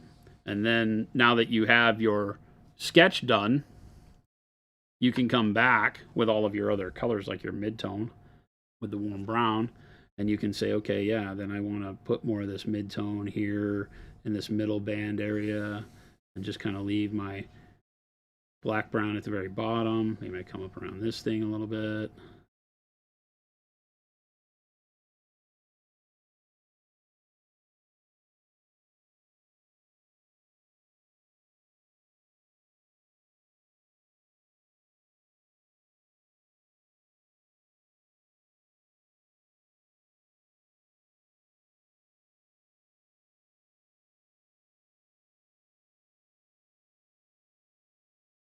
And you can just continue to work it until you get what you want. And I'm not going super bright here, but you can see how even being rough, you can refine it in pretty quick and get an idea of how you want it and not feel like you've wasted a bunch of time if you don't like it. You might come back in and say, okay, what I really want is for these top areas to be much brighter. So I'll just come back now that the paint is not super wet and wet blending all the time.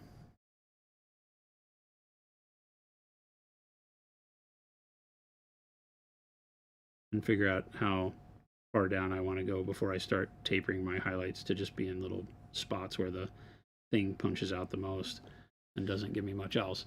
And so very quickly you can define how you might want it to look and refine it if you want it to be brighter, darken it up if you want it to be darker, get in here and detail it and put textures on it, do whatever you want. But you're spending that initial time really just giving yourself the ability to see where and how you need to explore the shape to find all of its dimension, really. And that's just super fast with wet blending. But then once you start really looking at it, then you start going in and you find it in like sketching for the skin, and you can wind up with lots of ability to put your textures in, to, you know, sketch the highlights for the musculature underneath, to where you're building your brightness up and you're doing all the things that you normally see me doing. I'm just doing it from dark to light and not worrying about the sketch part because I already see it in my head how I want it to look. And so I'm pushing from dark to bright. And as I get bright, then I look at it and evaluate and say, okay, is the top of this muscle as bright as I want it to be? Does it go off to darkness the way I want it to? Do I get the striations the way I want them on there? And if so, then I leave it. And if not, then you go back with midtones and highlights and balance it out. But, you know, you're just looking to balance each one of these sections out. So I typically am just starting dark, working towards bright, and sketching as I go, and then I'll know it when I see it. If I get brightness and don't feel like I have enough midtone, add more midtone in. If I get brightness and midtone there, but I don't feel like I have enough shadow, then I go and add a little bit of shadow in maybe. You know, maybe on the side of this face, my light isn't quite right, so I put more shadow in on the shadowed side. You got a lot of little faces on this dude. Yeah, huh? he's pretty gruesome. He's got like all sorts of little It's like the face skin and the body skin, and he's just draped it over it, and it's just like, you can imagine, like, that's what your face skin looks like when it's turned into a sleeve of a t-shirt. What did you sculpt this out of, Jason the Hood? Green stuff. Green stuff. Or no, this is epoxy sculpt. Epoxy sculpt. Yeah, because the normal guy is just a face. Oh, okay. Right. These are the same model. I just sculpted the executioner's hood and put the axes on this one, so they weren't exactly the same. Make them a little less boring on the tabletop when all the models look the same.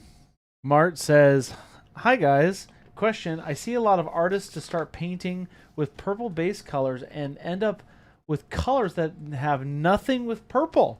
Any reason to use purple as a base color?" 100%. Yeah, you'll find that that's our go-to here, and a lot of people learn it from us because it lets you feel like your shadows are not black, right?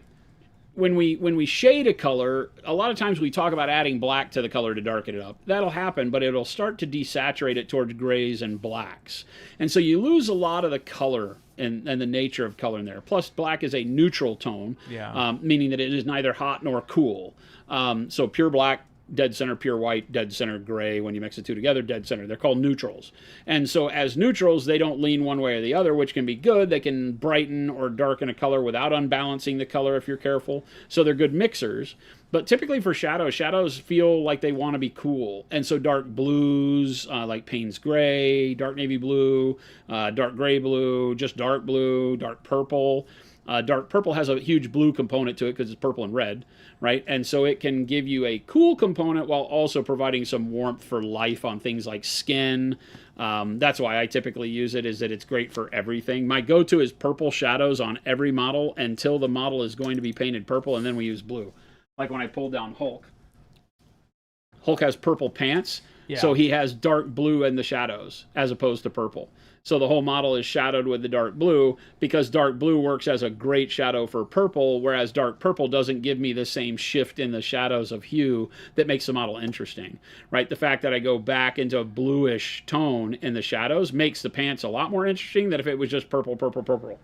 You know, no matter if it's dark, mid, and bright colored purple, it helps to have a little bit of a tonal shift to the shadows because it can help them cool off.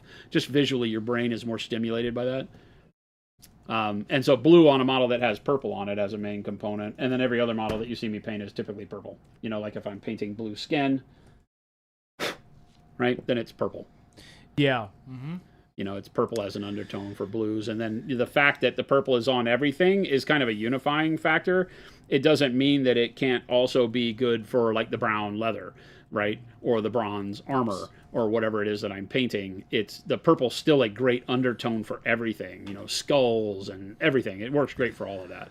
So it doesn't matter that it's on the whole model. I'll spray the whole model with our dark purple primer and it works great. You know, so here it's purple for blue and blue for purple, kind of an idea. Sig of X, thank you so much for that sub. 8 months. We appreciate you. Like it says, how do you determine when you're painting muscles which of the valleys get separation and which get lighter separation are grouped together to prevent the issue of muscle islands?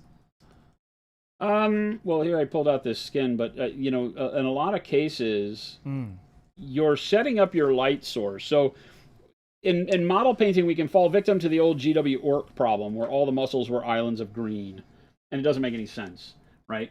But like the Hulk model, you can tell that it makes sense. Like it's not all islands of muscles. He has the model itself, because Hulk has over-accentuated musculature, so there's big valleys in between like the bicep and the deltoids and stuff. So you're going to have a lot of shadow there because the sculpt of the model allows for it. But the idea is picking your light source, right? And so for Hulk, it's here, right? Okay. And so this is the way that the light is kind of looking at the model, is probably like right here. And so then it's from this direction, he's all dark and shadow, right? And so in between you get your midtones, and that's what's really doing it, right? We've got the head casting a shadow, we've got the musculature, but as long as it's all casting a shadow in a similar direction and you're highlighted in that opposite side, then it starts to make sense. Islands of muscle on a six-pack that is like cartoonish is going to look like this because you have these overhangs where it's literally a physical indention between the muscles, right? It has a valley that goes down between each one of these that, while not being the most realistic thing, definitely comes across as being Hulk.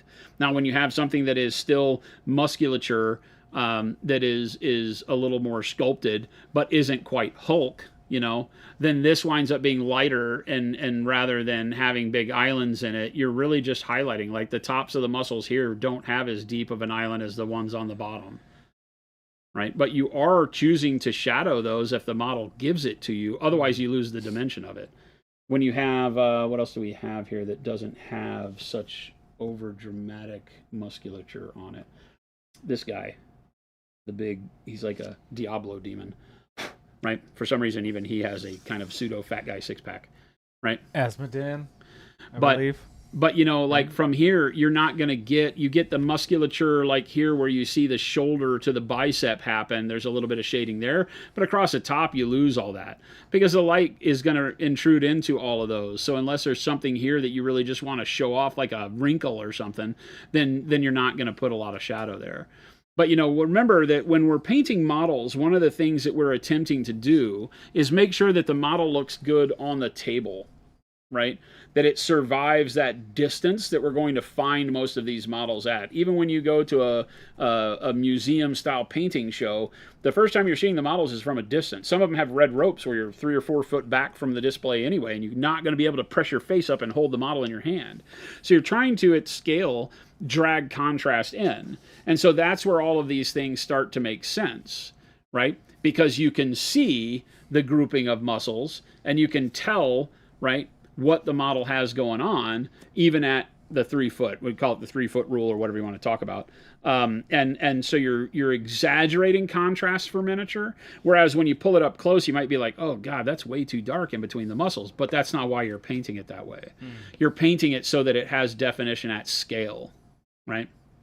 We do this on model planes. We do it on Yeah. everything, right? We try to create more contrast than might really be there, so that it has visual interest, whereas you have way more surface area to look at for that visual interest in real life.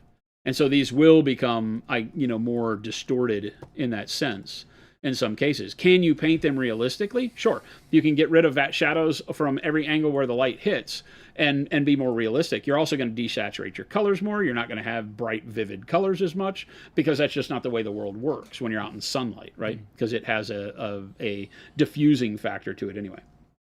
But the answer to what is right is up to you. When does it look right?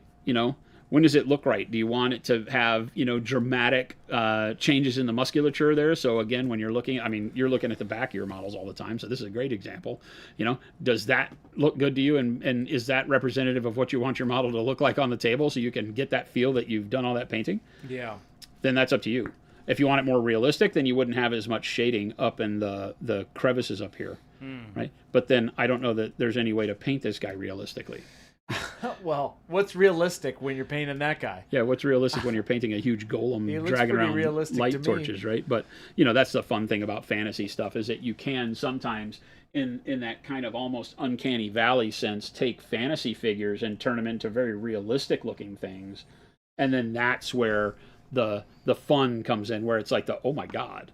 I like painting demons with human flesh tones. Like Caucasian style flesh tones on a demon that, a lot of people would paint him red or something. Imagine painting Karn the Betrayer, or who's the World Eater's Primarch? Angron. You take Angron, and instead of painting him as a red demon, you paint him in flesh tones.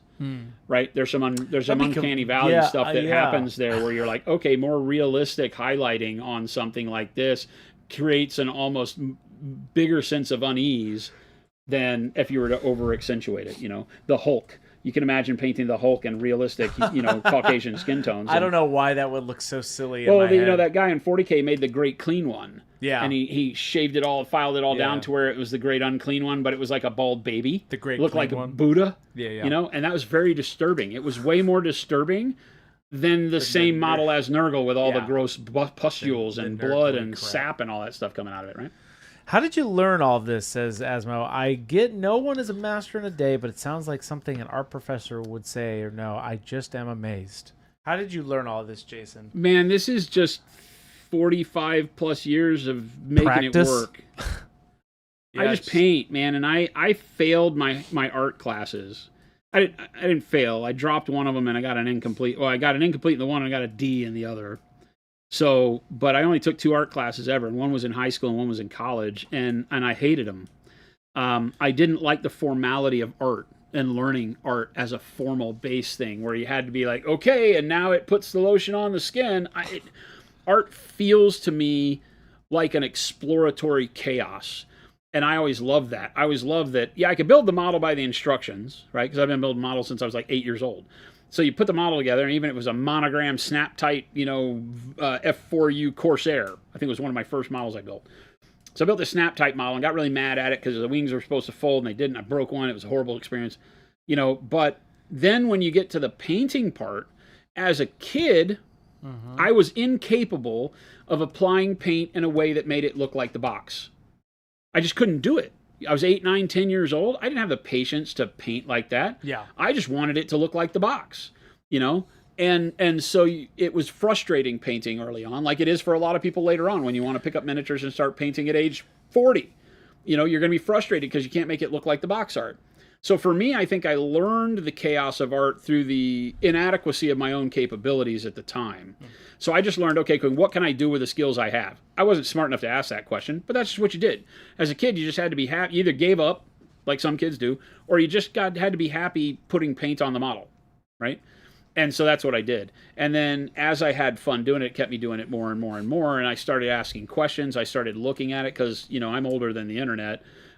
Maybe that's not true totally. I don't know when they invented the internet, but I'm older than the internet was useful, right? And so I didn't have internet. I couldn't go to Google and say how to paint skin. I didn't have a YouTube. And so I had to look at what people were doing, ask questions. When I couldn't ask questions, I had to think about how could they do that and then go home and try to make it work. I took some of my dad's wood stain and put it on models long before that was a thing. Now, it was not a polyurethane wood stain. It was an old, like, oil-based wood stain. Yeah. It screwed my models up immensely. But then my dad came out and wiped it off with a cloth with white mineral spirits on it and actually made it look cool. And so I discovered oil washes before I knew what they were. Yeah. Because I was like, how did they get this to do it? And some guy said, oh, he put a brown wash on it. And I don't know what the hell that was. So I just went home and grabbed my dad's wood stain and put it on my model. So sometimes it was just fighting and learning through it.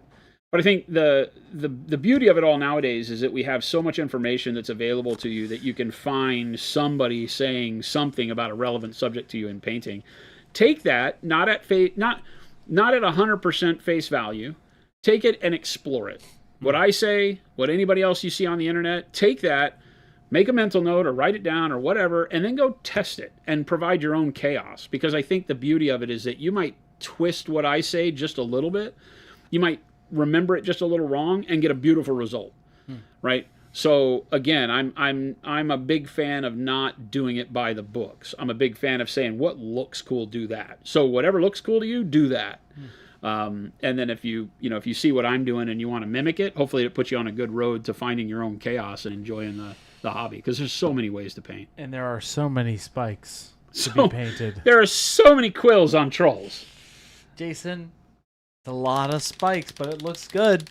That's There's the problem. so many quills. That's the problem, is that it looks good and there's a lot of spikes. I'm really excited to see what this looks like, and I'm also really excited to not have to paint these. But you do. Your trolls have spikes. They have Oh, spikes. they don't. No, got those gems. they got the you got the They have the barnacle rocks looking on ones. the They got barnacles rocks, on them. That's what which they I did. will take any day of the week. That's what over they this. did. Because the old ones were like the mountain trolls. They had like part of the earth. They had like rocks and things coming out because they were like earthbound dire troll, right? That was like part of its environment.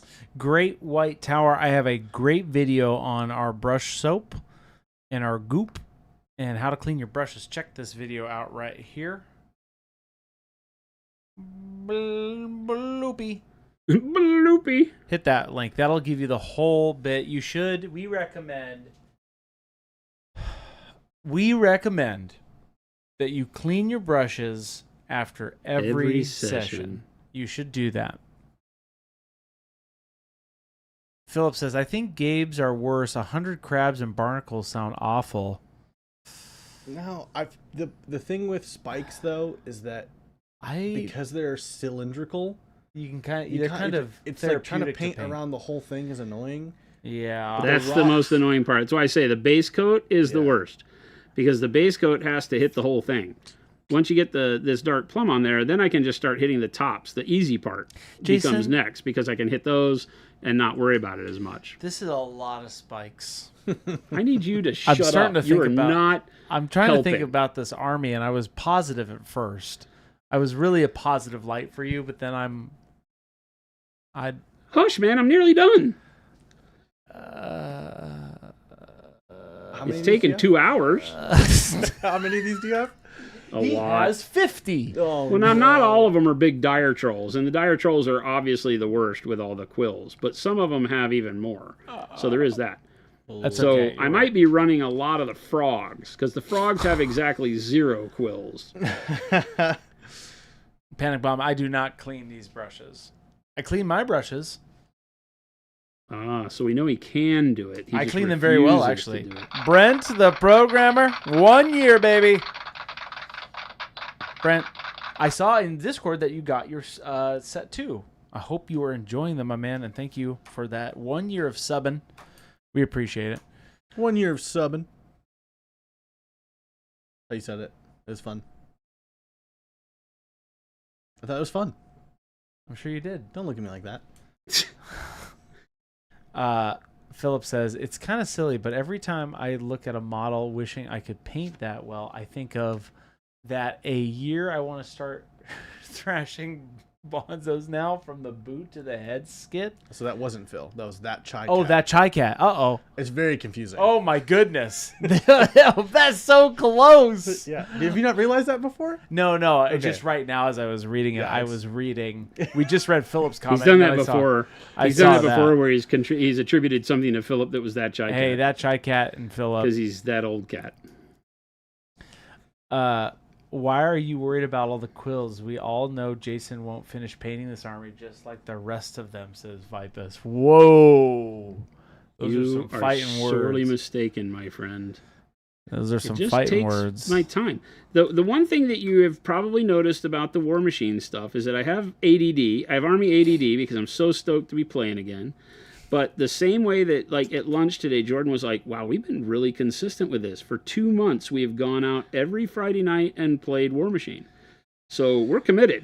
There is no backing down. And I had multiple painted armies before. Now, they might be painted, you know, to a very quick standard to get them in at a tournament or something like that. But I always come back to them and finish. Yeah. So you will see finished armies here. I have to find the one that feels like home. Oh. That's going to be the first one I finish, is the one that feels like home when I'm playing it and that I'm excited about. What about this last one you played last Friday? Did that feel any good? That one came pre-painted, so yeah, it felt great. That's true. Buying a completed army is not the way I cheat the system. But That one's also painted and well. painted well. yeah, it's painted well. Right. So Like, it's I don't kinda even need to fun. change anything. I need to do some highlights on the blue. The blue is a little bit lacking. Yeah. But But and it's then still a little bit good of where- army, A right? little bit of where the OSL was, I'm going to retouch. Stan says you can only say that after hours. That's right. Vipus. Ghost Hunter said Jason Signar feels like home. But you haven't tried Grimkin yet, the new Grimkin. Or this version's Grimkin. Well, I mean, they're the same as the old. They're not the same as the old. They're actually more brutal. The reason why people are playing them, and that's one of the reasons why I am not diving onto it right yet, because I don't really want to just grab the you can't kill me army. Then it's just me and Jordan playing against each other all the time. But the Grimkin right now are pretty abusive. Why don't you get them out? Old Umbria is pretty abusive too, though. So they're all out there on the table. What are you talking about? I built the house yesterday. I saw that. I built the house. I've been on the weekend painting my skin and bones, getting my list together. I'm doing the thing. You don't worry about me. You worry about yourself and your pigs. Oink, Pig boy. oink, oink, Worry about yourself, pig boy. oink, oink. I am. All right, what's your second list going to be? You're going to do What's His Nuts I'm not or doing it anymore. Helga? Not doing it anymore. I'm doing Midas all the way. I don't know yet. I haven't gotten that far. I haven't got that far. Yeah, keep practicing the same list.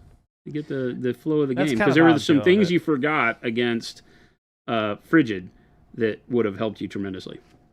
Oh, You forgot that you can reave your fury from dead beasts and that you get a fury from every dead beast. What do you mean fury from every dead beast? When you start the turn, you get a fury for every dead beast you have, so that you Wait can a still get second. your fury back. Oh, You can't kill a warlock's beast and have him out of fury. how did this not come up? For your list, that's huge In my because you have enough beasts to get back all of your fury. In 4 games, how did I not know this? You did. We played it that way that one time that you played me. No, Yep, because you I did. didn't That's how you got it back. No, I didn't realize that though. I thought that the casters just start. That makes more sense No, now. and you though. can cut for fury too. Oh, okay, but that makes more sense because I'm like, how did my you're never caster- fury starved. That's why warlocks are so good. They have the Yeah, ability to interesting. always be in the game. Did Jason just say what's his nuts? Yes, Yes. Jason does say that, Meeple. Is with what's his nuts? No, Sidious, I was missing out. Yeah, you we'll can, see. You can I don't reave know. when they die. You can take it all from them, but you have to take all or nothing. That makes So sense. if a war beast dies and has 5 fury on it, you have to take all 5 or none, and you can't take over your arc allotment. So sometimes you get stuck if you play a good opponent who kills your beasts in an order. Like he might kill one that gives you 1 fury, and if you take it, then he'll kill the next one that you can't take all the fury off of it. Mm-hmm. Okay. So you got to be a little careful with that. A good opponent will starve you out, and then the next turn when you want all your fury back, you might get 1 for your dead beasts, but that might Okay. not give you enough because Interesting. very few lists run as many war beasts as you do. Right. Yours is an anomaly because you have enough that you'll get back to your full 7 Right. every single time. Whereas most people run like 2 or 3. So even if all their beasts get killed, then they can only get 3 a turn. And if they're an arc 6 or 7, then they have to cut themselves for 3 damage to get the others. Okay, gotcha. Okay, that makes more sense. Did you guys know that there's a national grab? Okay, some nuts day. Yes, it's a thing. Well, if you're talking about peanuts, Mo, because that's what we're talking about, because this is a family show. Alan for tap. This makes me want to paint up some Warmachine. Alan, we have yeah. that effect around here when it Heck comes yeah. to these games. We're back, baby. I've been enjoying the absolute hell out of it. Having a good time. I have 10 armies. That's not healthy. Don't do that. Gilborn says yes, there were some shots fired. Jason will. I don't know if Jason will. Well, Jason will finish armies. It just takes a minute. Oh, these freaking summer children, you sweet summer child who thinks I don't finish. It's a family armies. show till after 4 p.m. Then you Sweet. legally and technically can say whatever you want. You sweet summer children who've never seen me finish an army. Stick around till the winter is coming. Stan says, "Well, yeah, but how long you been playing Warmachine, eh?" He's long been time. playing a lot. Well, that's different. He took a break. I took a big break Yeah, after the so end you of Mark haven't- III. I got really Yeah. mad at it and said I'd never play it again. I didn't quite go blow up all my armies because I was like, there might be a day. And look at me now. Look at you now. Blow up your armies. What do you mean? Well, I was going to sell them all. Oh, I was really bummed out at the Mark III when they did the Infernals and blew it up and tried to shove Warcaster down our throats. Oh, my God. Yes, Stan is English. Mo. Colossal Meltdown says, the longer you are in the hobby, the more armies you have. It's the science. Oh, yeah. The beard 100%. That's what I'm saying. I'm just talking about one game, though. We're not going to count all the AOS I'll never use again. Oh, my goodness. Game delay. I'm pretty safe from Warmachine with Meneth coming out. I saw the new knobs today. Gosh darn it. They are dope. They came out. They look good. I'm very happy about those. Which app do you... Wait a it's minute. up You to said said you're Mitch safe D. from Warmachine because you saw Minoff? That's what Game Delay said, because Game Delay's going to get that. Mitch, whatever you prefer, Mitch. We stream on all the platforms to give you all the, whatever your preferred platform is. So it's never a, None of them matter to us. Yeah, never matters to us. Whatever you want to do. We've been on Twitch the longest. Yeah. So yeah. Anyway, you can ask your question on any platforms. I have them all up here. So you can. If we just miss ask. it, just ask keep again. tagging us. Yep. We may be part joking or over here nonsense or answering another question that I'm way too deep in the woods on. That's So- okay. We don't like to derail the thought train from Jason though, because sometimes I you kind of get go some- down the rabbit hole sometimes on some of this I- stuff. but I that's- love what that's I not do. bad. I love painting. That's a good thing. I love explaining what I see in painting. And yeah, so I do kind of go off the rails sometimes. Game Delay says when Meneth comes out. It's this year, buddy. Meneth has my number. Okay, so you're excited for it. I get it. When are I you think it's streaming this on year. Oh no, LinkedIn? it's next year, right? It's like next summer. Ghost They Hunter. showed some of the I don't know, stuff here buddy. recently. I have a whole Minoth army from Mark III. Well, from before Mark III, but played it in Mark III. My Herbie list. Herbie. And then, I forget who the other one, the Seneschal list, whatever it was.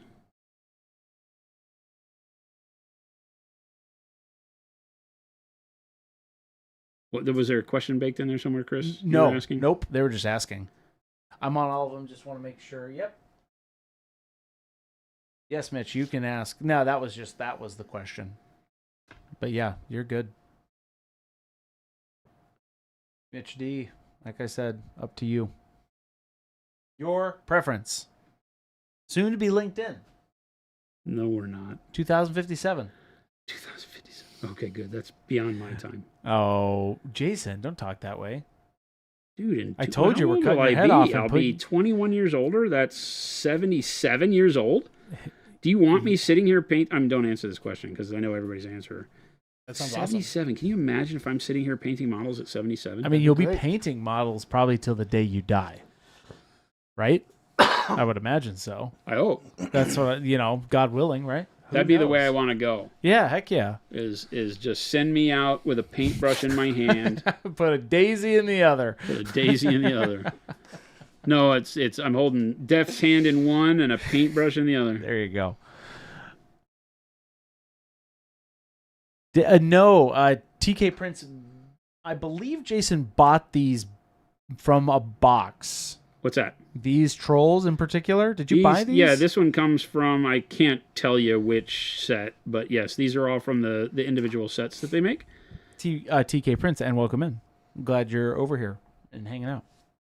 They make the game very approachable because they have like a command cadre box, they have a core expansion box, auxiliary expansion box, and you can buy them all for points building.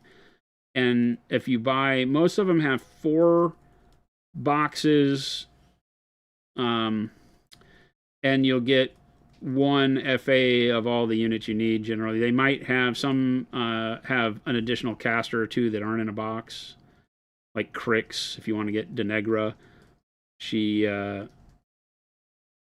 comes outside the box, I think.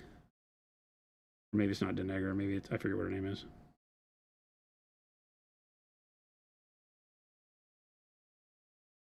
But so sometimes if you want a particular caster, the caster is individual, but they do the box sets, and they're actually very well priced. So we'll be selling them at the store too.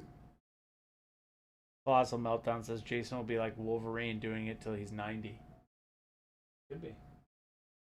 You never know. I'm so very tired. I'm tired. It's 4:01 p.m. Mountain Standard Time. That you all know what that means. It means, hey, I need to use the restroom. And it's after hours time. That's right, Mo. You got it. You can never hold it past 4. Nope. Do we actually have a meeting today? Yes. Damn it. Believe it or not, I'm on a kick with these quills. As stupid as that sounds. This is not stupid. Has a big impact on the model when you get these things painted. Offer some pretty good contrast.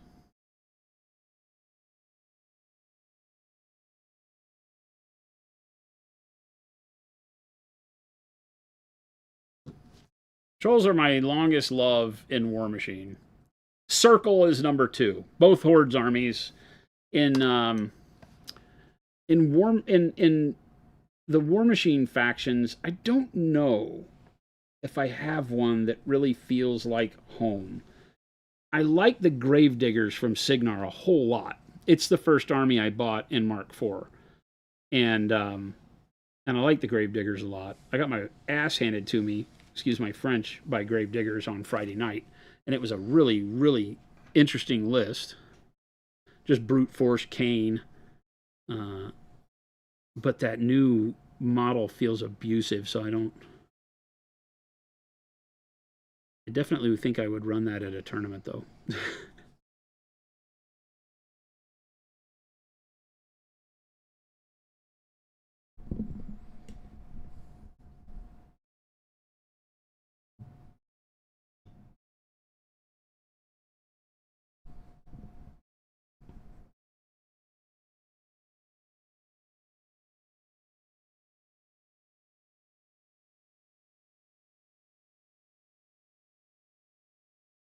Welcome back.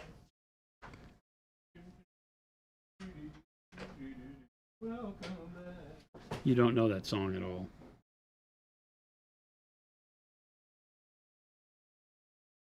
Are you just trying not to get copyright struck?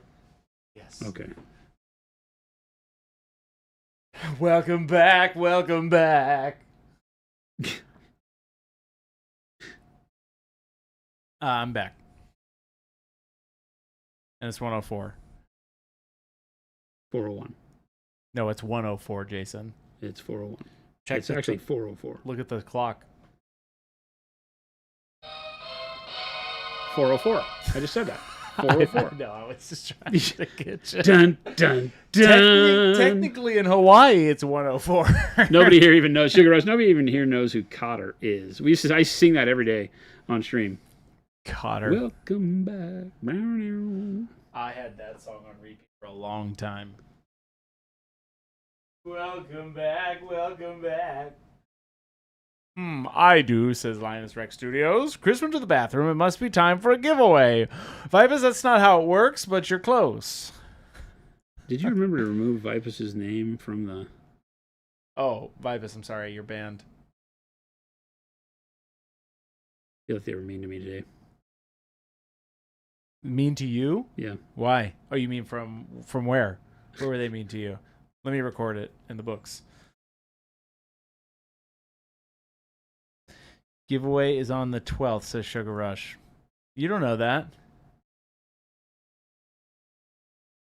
I'll be surprised when it isn't, and when we don't give away any one-step set too. Because here's the thing: you've probably already bought it.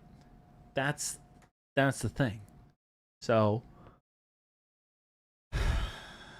maybe we'll give something very secret, special. Do we have anything like that? Oh, we do. We do?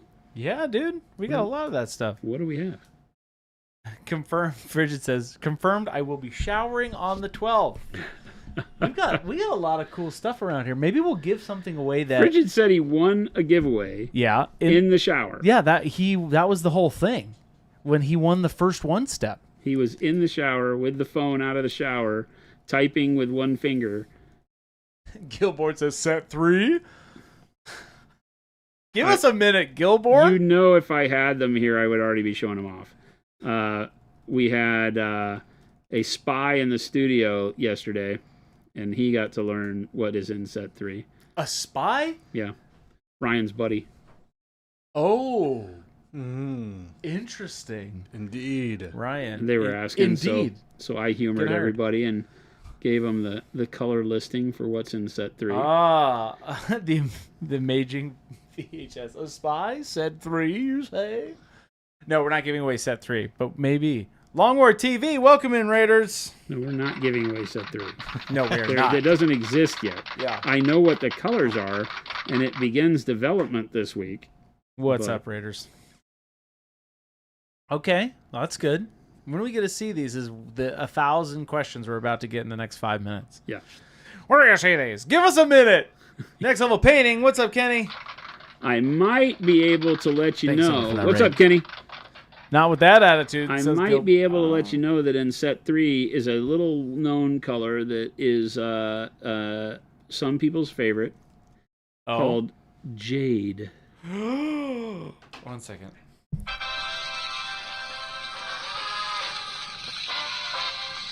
Hot pink plaid or eclectic salmon. Everybody immediately said that. Okay. Jade's in there. That's all I'm going to tell you. Still waiting. Mah! Says Mo. Do you think he does the mah part? I think sometimes he does. Like hey Mo, do the criticisms wear off on you? Like even the ones that are about you? If Mo does that in real life, I want to know that every now and then. And if you don't, you need to start. You need to be like every now and then. When I find myself upset, I go mah, just to make Chris proud. I want to know that we're influencing people in that manner. Danger Boy says even the ones about you. LOL. Still waiting, Brent and Lumberjack. Still waiting. It's coming. Mo says, yep, meh. I love it. That makes me happy. I really hope that's true, Mo. Hey, welcome in, Raiders. We're having some fun. Get ready. It's a big week this week. Chris is in rare form. Chris is having fun. The rest of us are... What do you mean? You're having fun, aren't you? Yes. You are painting spikes. This is your deal. I have painted 5 million freaking quills. That's on you. This. I'm trying to keep. I started this beautiful lot, stream. You started it telling me that there weren't that many. There's not really and that many. And then you gave up on me about halfway through the stream and said, maybe there's too many. How about we cancel today's meeting and we get Miguel up here and have him paint the rest of these spikes? I'm down. Call Miguel. He's painting spikes. We do have a long meeting with him. He should paint it.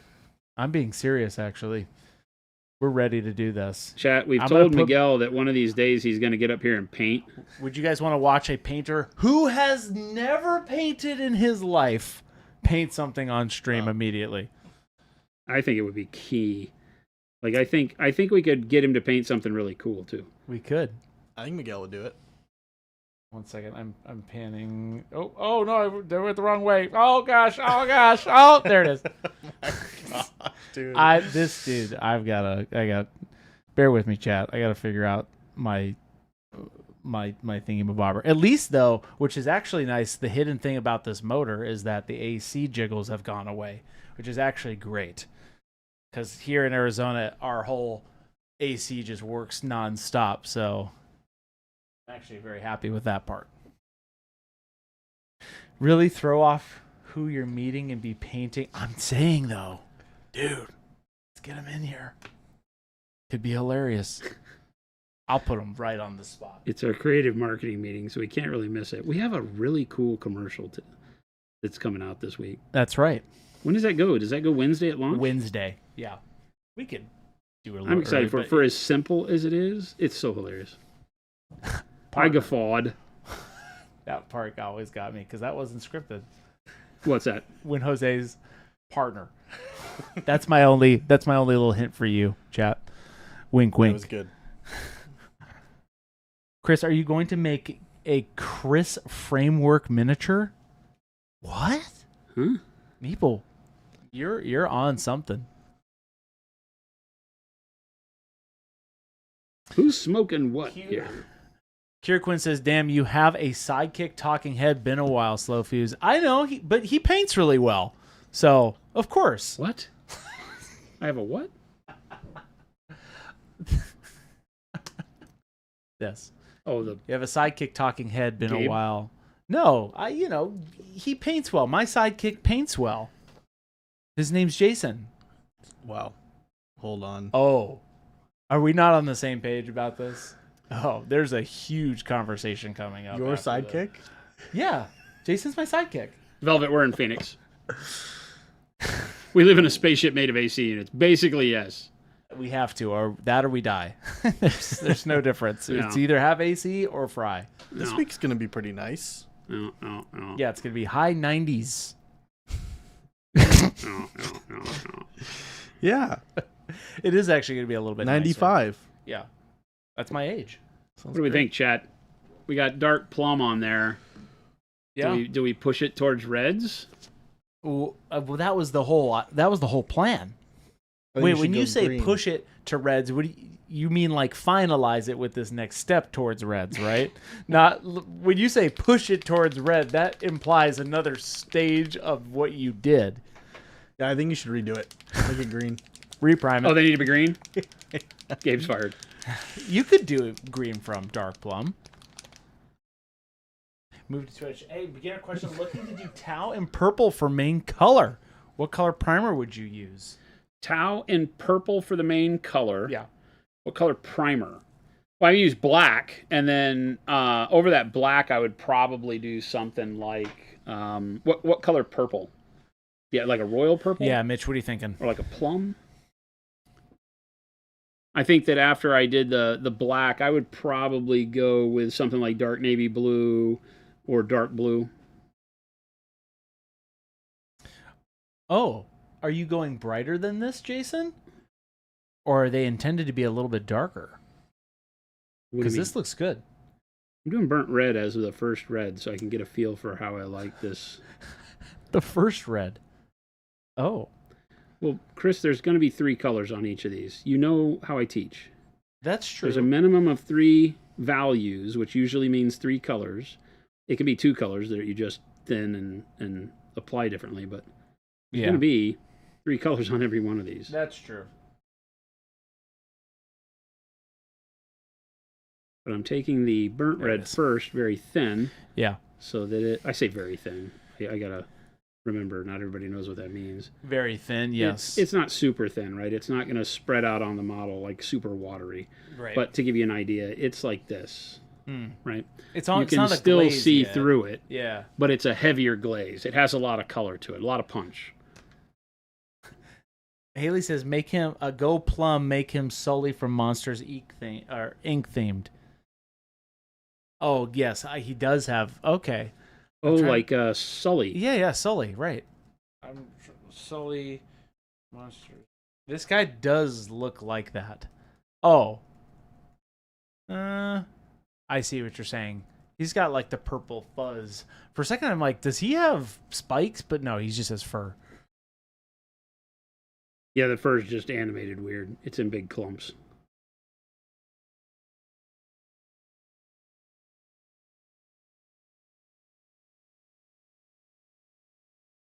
It's funny to think about how long ago Monsters Inc. came out. Is Jason going to paint the quills on the top of his head? No, those are horns. Those are horns on the top of his head. No, I think they are quills.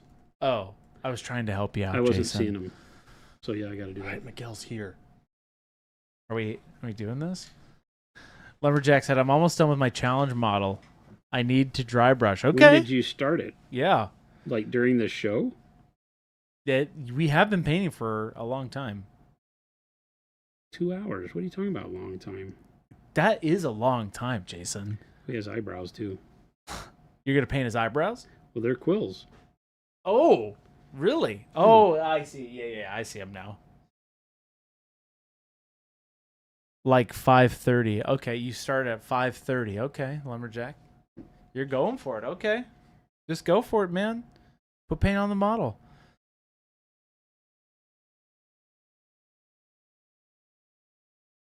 Not playing around. He's like, you only gave me a few colors, so I can only give you a little bit of time. It's 7:16. There you go. Get going, Lumberjack. Finish it up. One sesh.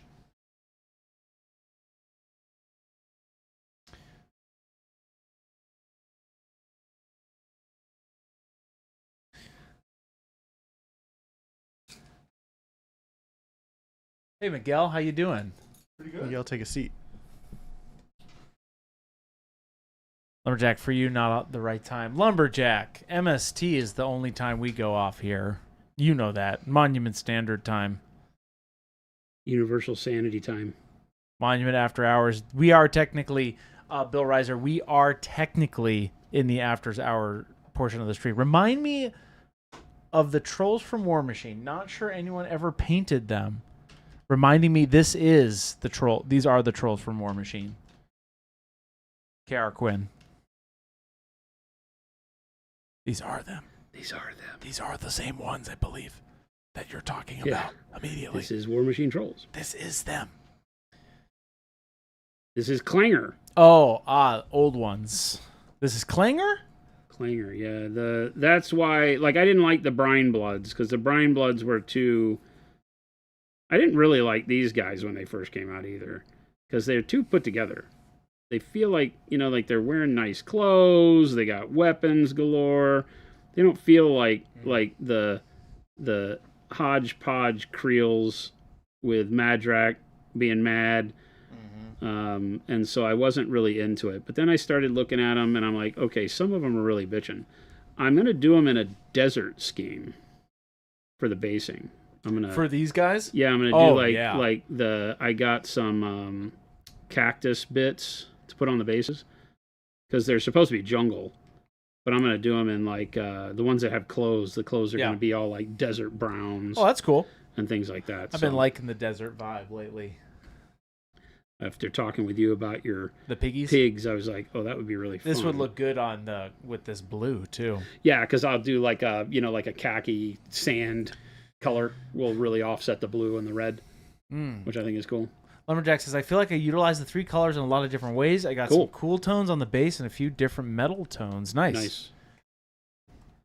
KR Quinn says, that game still exists and painted? Definitely fake news. Nope, it does. It's here. It's here to stay. It was purchased 3 years ago. They started Mark IV, and then it got bought by Steamforged Games.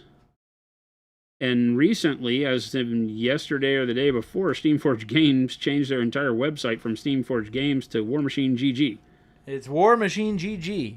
Good game. So they're this is what we got now. Down to the red. What's going on? We're painting spikes, and by we I mean Jason, and by Jason I mean all of us together with Jason. We are in this to win this, right, Jason? I mean, I am. I don't know about you guys. What color comes after this? Red, orange? Yeah, probably red, orange, or it could be red oxide. Oh. Red oxide is bright enough to have an impact here, and it's an orangey red too. So, would making a jump to like a pink be too much? Oh yeah. Well, I mean, no. It could be the right thing if you wanted them to appear like metallic shiny. Yeah, like shiny quills. Yeah. You could jump to pink from here. It would make it very, very bright, like polished metal looking. Yeah. So I don't know that that's what I'm trying to do. This red's pretty good. So that's a lot of spikes. He's got them everywhere you would have hair. We might have to sub Miguel in, Jason. I'm not letting Miguel touch my models. He said that with a lot of disdain, but he meant it. There's nothing wrong with He that. joked about it, but Miguel will have to get his own models. We're gonna get. I mean, Miguel I'll get Miguel some models. We'll get Miguel some of his own models. I'll get Miguel some models, and Not we'll teach this Miguel one. to We're paint. not gonna. I'm Miguel, into this. here's 1,500 spikes, and then you do that 25 times. I'm here for it.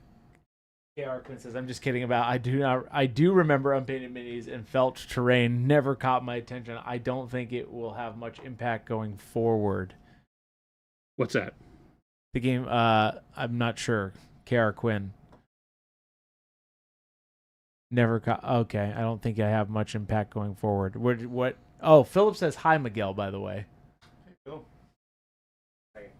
Say that to the microphone. Bring that microphone up to your face, Miguel. Hey, Phil. How you doing? I hope you're doing well. Did you just mute Miguel him? says, "Screw you." That's really what Miguel said. Yeah. The other guy was an imposter. Oh, QR. Okay. KR, you were saying Warmachine. Okay. One of the best rule sets ever made. Oh. Philip says, "Great. Now that I don't have to work with you every day." Oh, Philip. Oh, there's a lot of. He is smack There's talking, a lot, Phil. and he doesn't have the. He doesn't have the microphone. Yeah. Why don't you say that into the microphone, Miguel? And a 3 and a 2 and a. I don't know that what you used to do would be considered work in most instances. Whoa! Wow, dude. Hey, Philip. Hey, Philip. Them's fighting I'll hold him words. down while you get down here. Although he's good at golf, so I don't know. Better be fast. Ryan says Miguel tells us about how good Jordan's soup is? Question mark. See, now you guys can get a really beautiful look into the inner workings of Monument Hobbies. What is going on here right now? I thought everybody liked each other. There's a world outside these walls, Jason. It's I'm dark starting and to grim. realize. It's grim and dark. You like that? You like how I did that one? This is all for you. That's a good segue. That's really not what it means, but I think that's going to be the right color. now, Jason, Now, Christopher. there's a lot of spikes on this model, Yes. so I just want to encourage you to stay positive. That's my blood type. Be positive.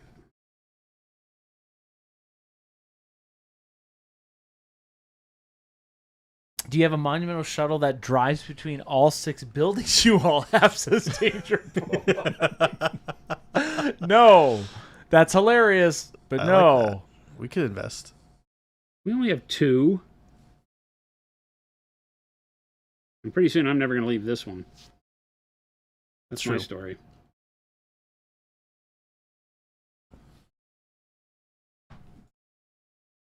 I think the burnt red. This looks great.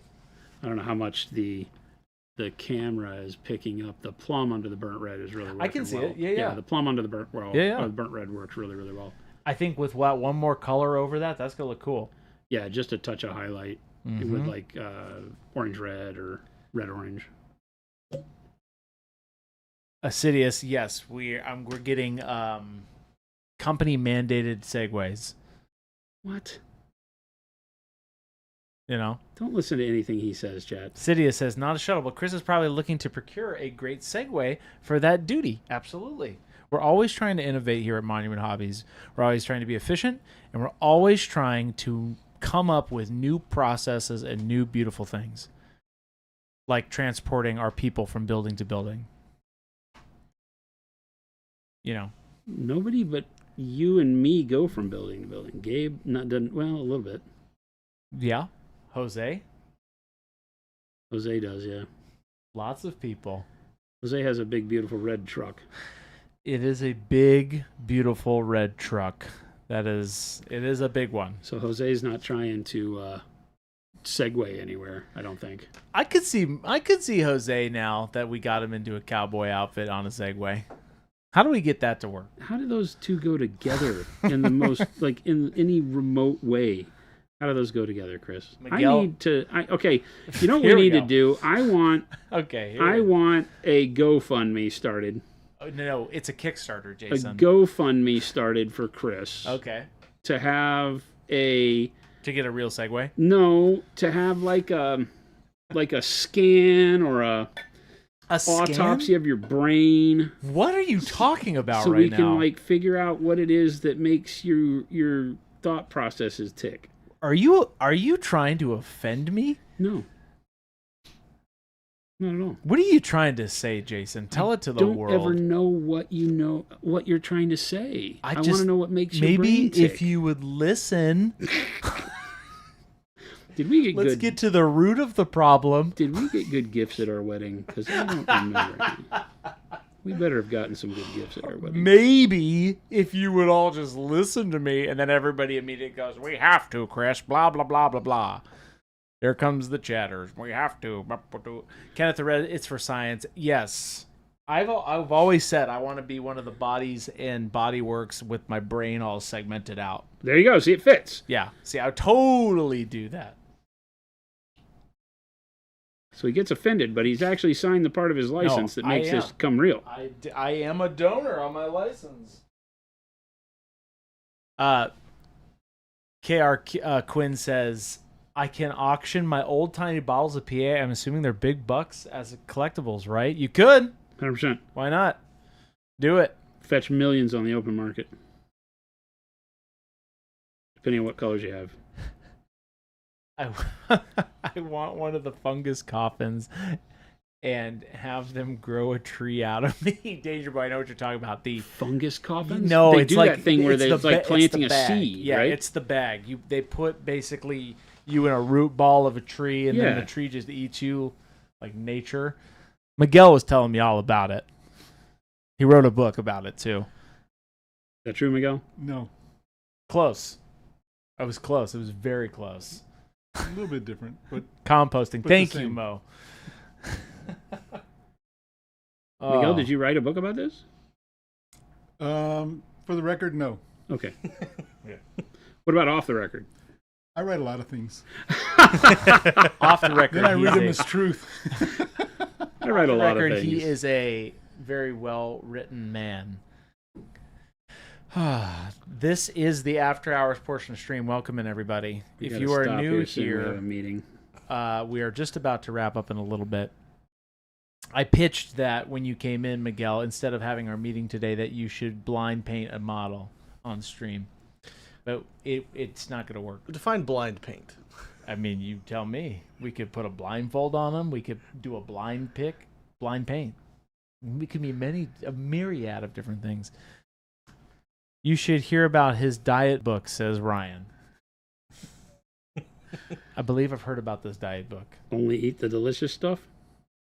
No, you just there's one sentence, and it's on every page. It's a 250-page book, and it just says, "Put the fork down." This is why Miguel is here at Monument Hobbies. Miguel gets it. That's great. Put the fork down. Sidious, no, we're not doing a 24-hour stream today.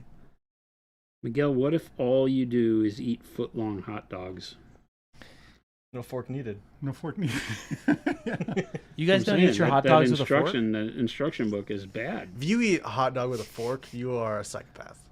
You've killed many people if Yeah. you eat a hot dog with a fork. Now, if it's a bunless hot dog, I'll give you a pass. But if you're eating Why? Oh, whoa, Hot dog bunless. Okay. There is no, that's, no, you no, have no. killed people. No, that's just like a kielbasa or something. You don't get bunless hot dog. What are you even Well, talking then about? you chop it up and put it in a stew. You've never made a hot dog before and then go to get the bun. And That's realize just that a you weenie. don't have any buns. It's just a weenie. It's not a hot dog. No, I always do the prep work before I cook my dog. Hot dog is a kit project. But they call it a hot dog bun.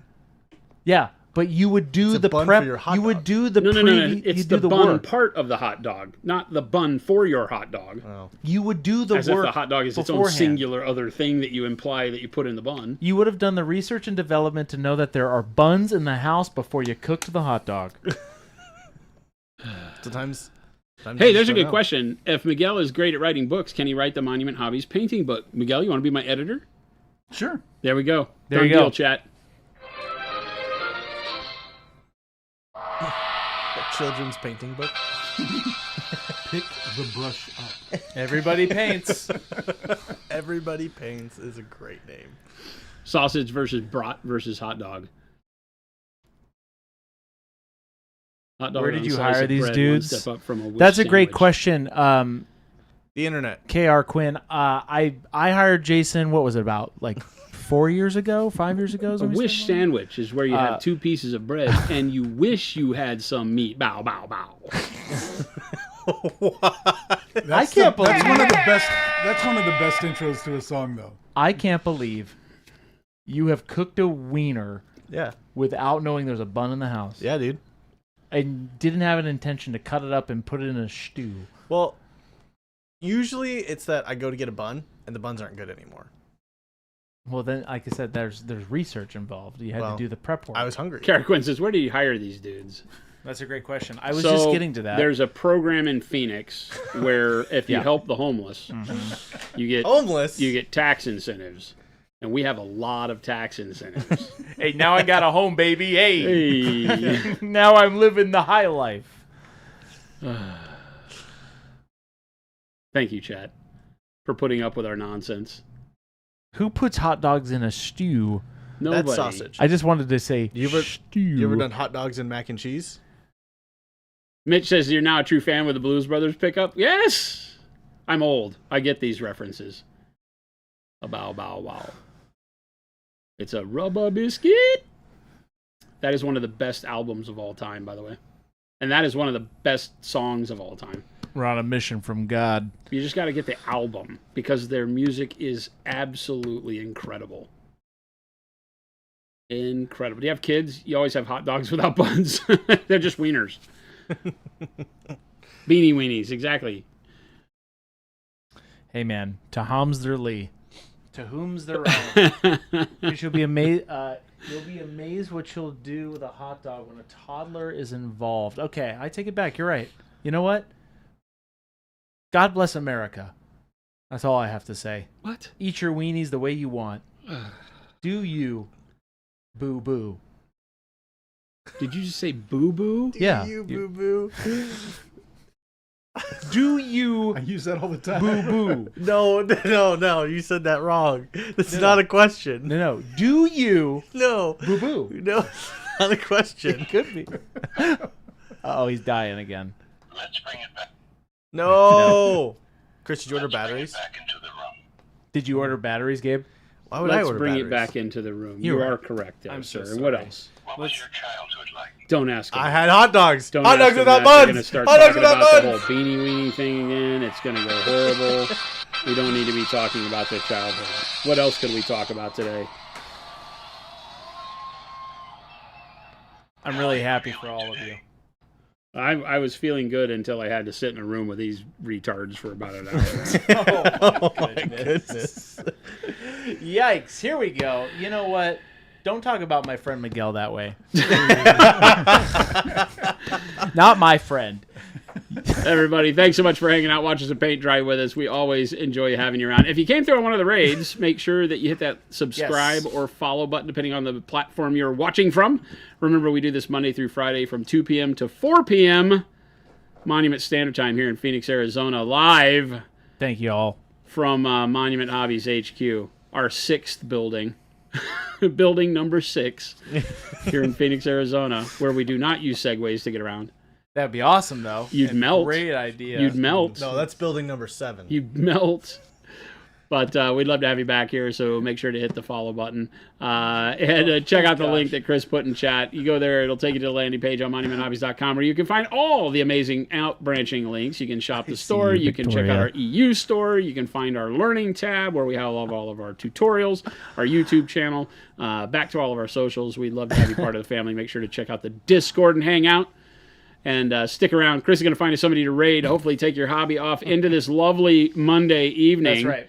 Thank you so much. Everybody had a wonderful weekend, and we will catch you back here tomorrow. Adios, Bye, gang. everybody.